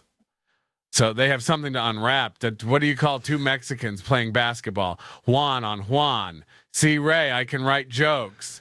Patrick Melton, glad to see you practicing the craft. By the way, do you think I'd have a better chance with Summer Sinclair or this kitty pineapple chick? Sure. Summer Sinclair's just out of it enough to put up with you. And Kitty Pineapple is not a chick. More coconuts than pineapple, if you know what I mean. Not too sweet down there. More like a... Oh, God. This is comic David Lee.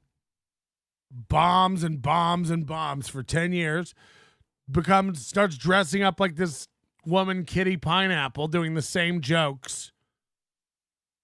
And now getting booked around town for being brave. Oh, no. You still suck and you're still a man. Sorry. What is. What is. Light rain soon. Expected to start at your location at 7:47 and last for 13 minutes.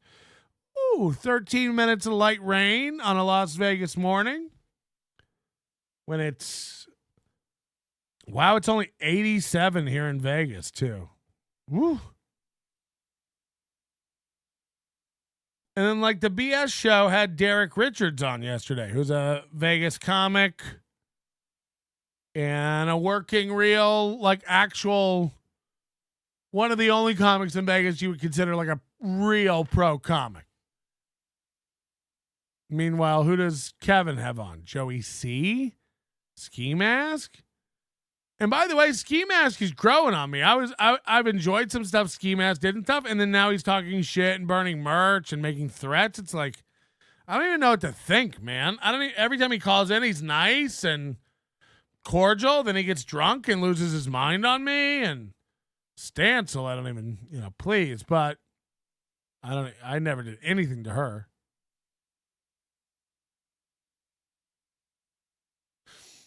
How do we dismount this? All right, we're gonna go to Steel Toe for sure, because they're coming up on the goal, and I wonder how close. Let's see. Oh wow, is that real? Hold on, Corey's standing. They're 90 away from the goal, and 15 less than 10 minutes to go here. I know exactly what you're going through. I know your pain. Yeah, look, man. And now Corey's standing up higher than Aaron. As if we need to see this. And don't worry about reframing the thing on your face or anything. It's all good. And again, watching OBS go to red is one of the most as far as that goes. So thank you guys very much for hanging in there with us today. 90 to go. Ooh, Friendo says, tell April to unplug her industrial vibrator. It's bogging down the grid. This has never happened. Oh, they keep getting disconnected? They're having more problems again? Spectrum thing. The internet went down twice, Patrick. Whoa. Like a good neighbor, Chandler is there. Like I just owe them letters of apology. Right. Someone writing. Well, Chandler likes Corey too, I think. I know you guys are having internet issues. If you haven't already, you might want to look into doing a bonded internet connection. You would get 2 separate connections. No. One, you get faster uploads. That's not the answer. Imagine reading a text like this on the air. Drops out. The other takes over. Then you. None of that matters if it's intermittent, though. Like, that wouldn't stop what this problem is. It would just be 2 lines being disconnected. Yeah, this is, I mean, it's just honestly, today's one of those deals that you deal with having internet as a human being, is that there's that one day, once or twice a year, where it just goes to shit. It's just part and parcel. Steel toe is burning. All right, let's see if we can finish up this story, and then we'll get to rattling the can. We'll knock out the $90 that we have left on today's goal.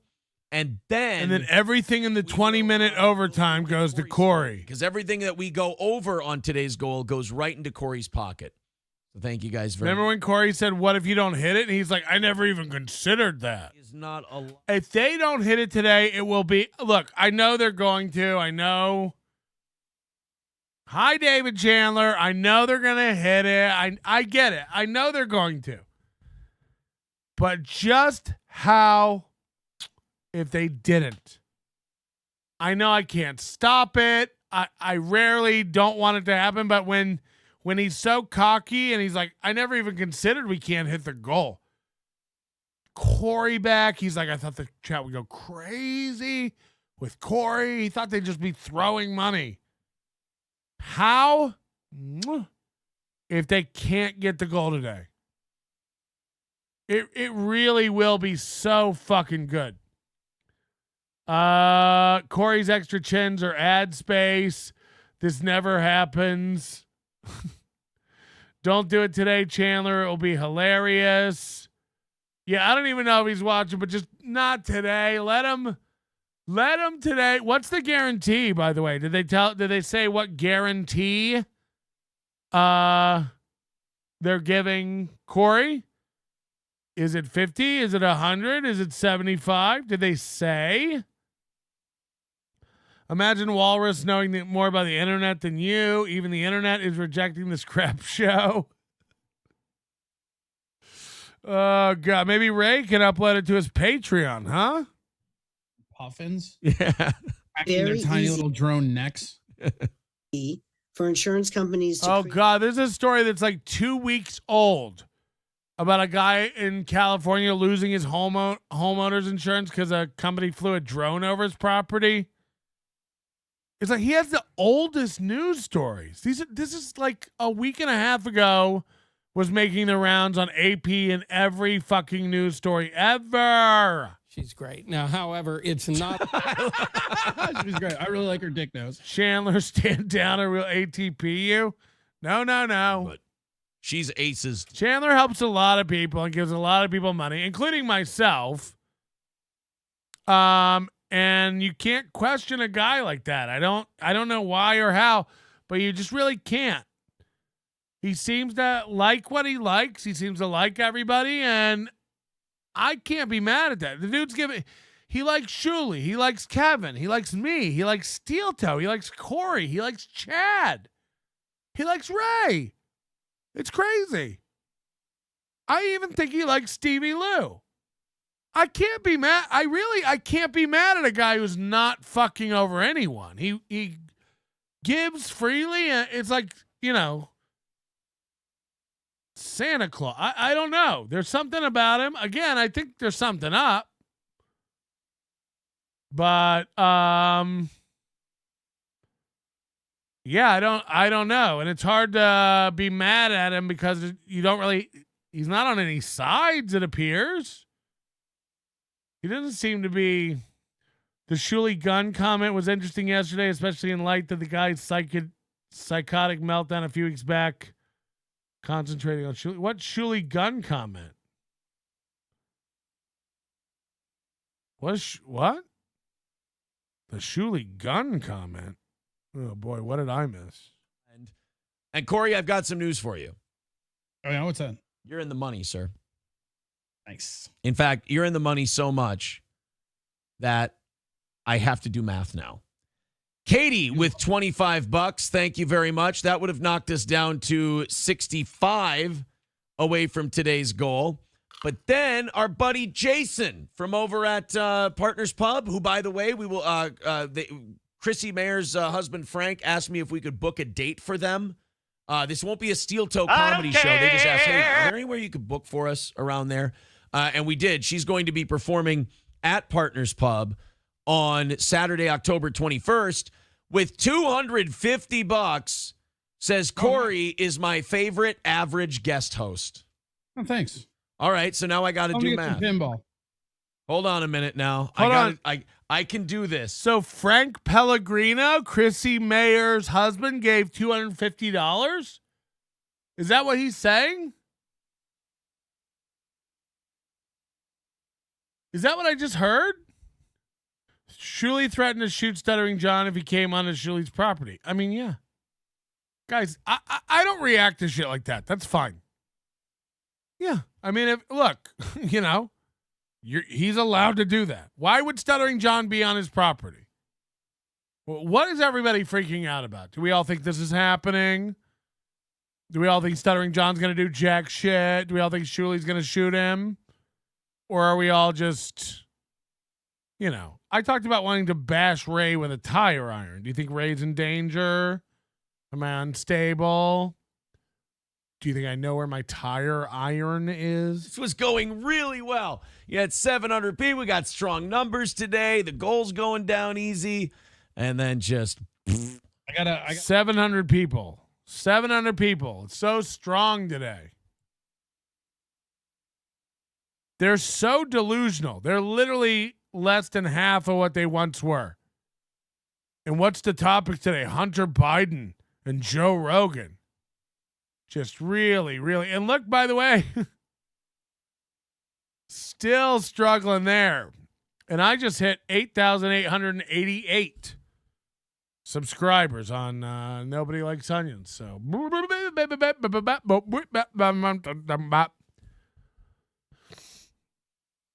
join up.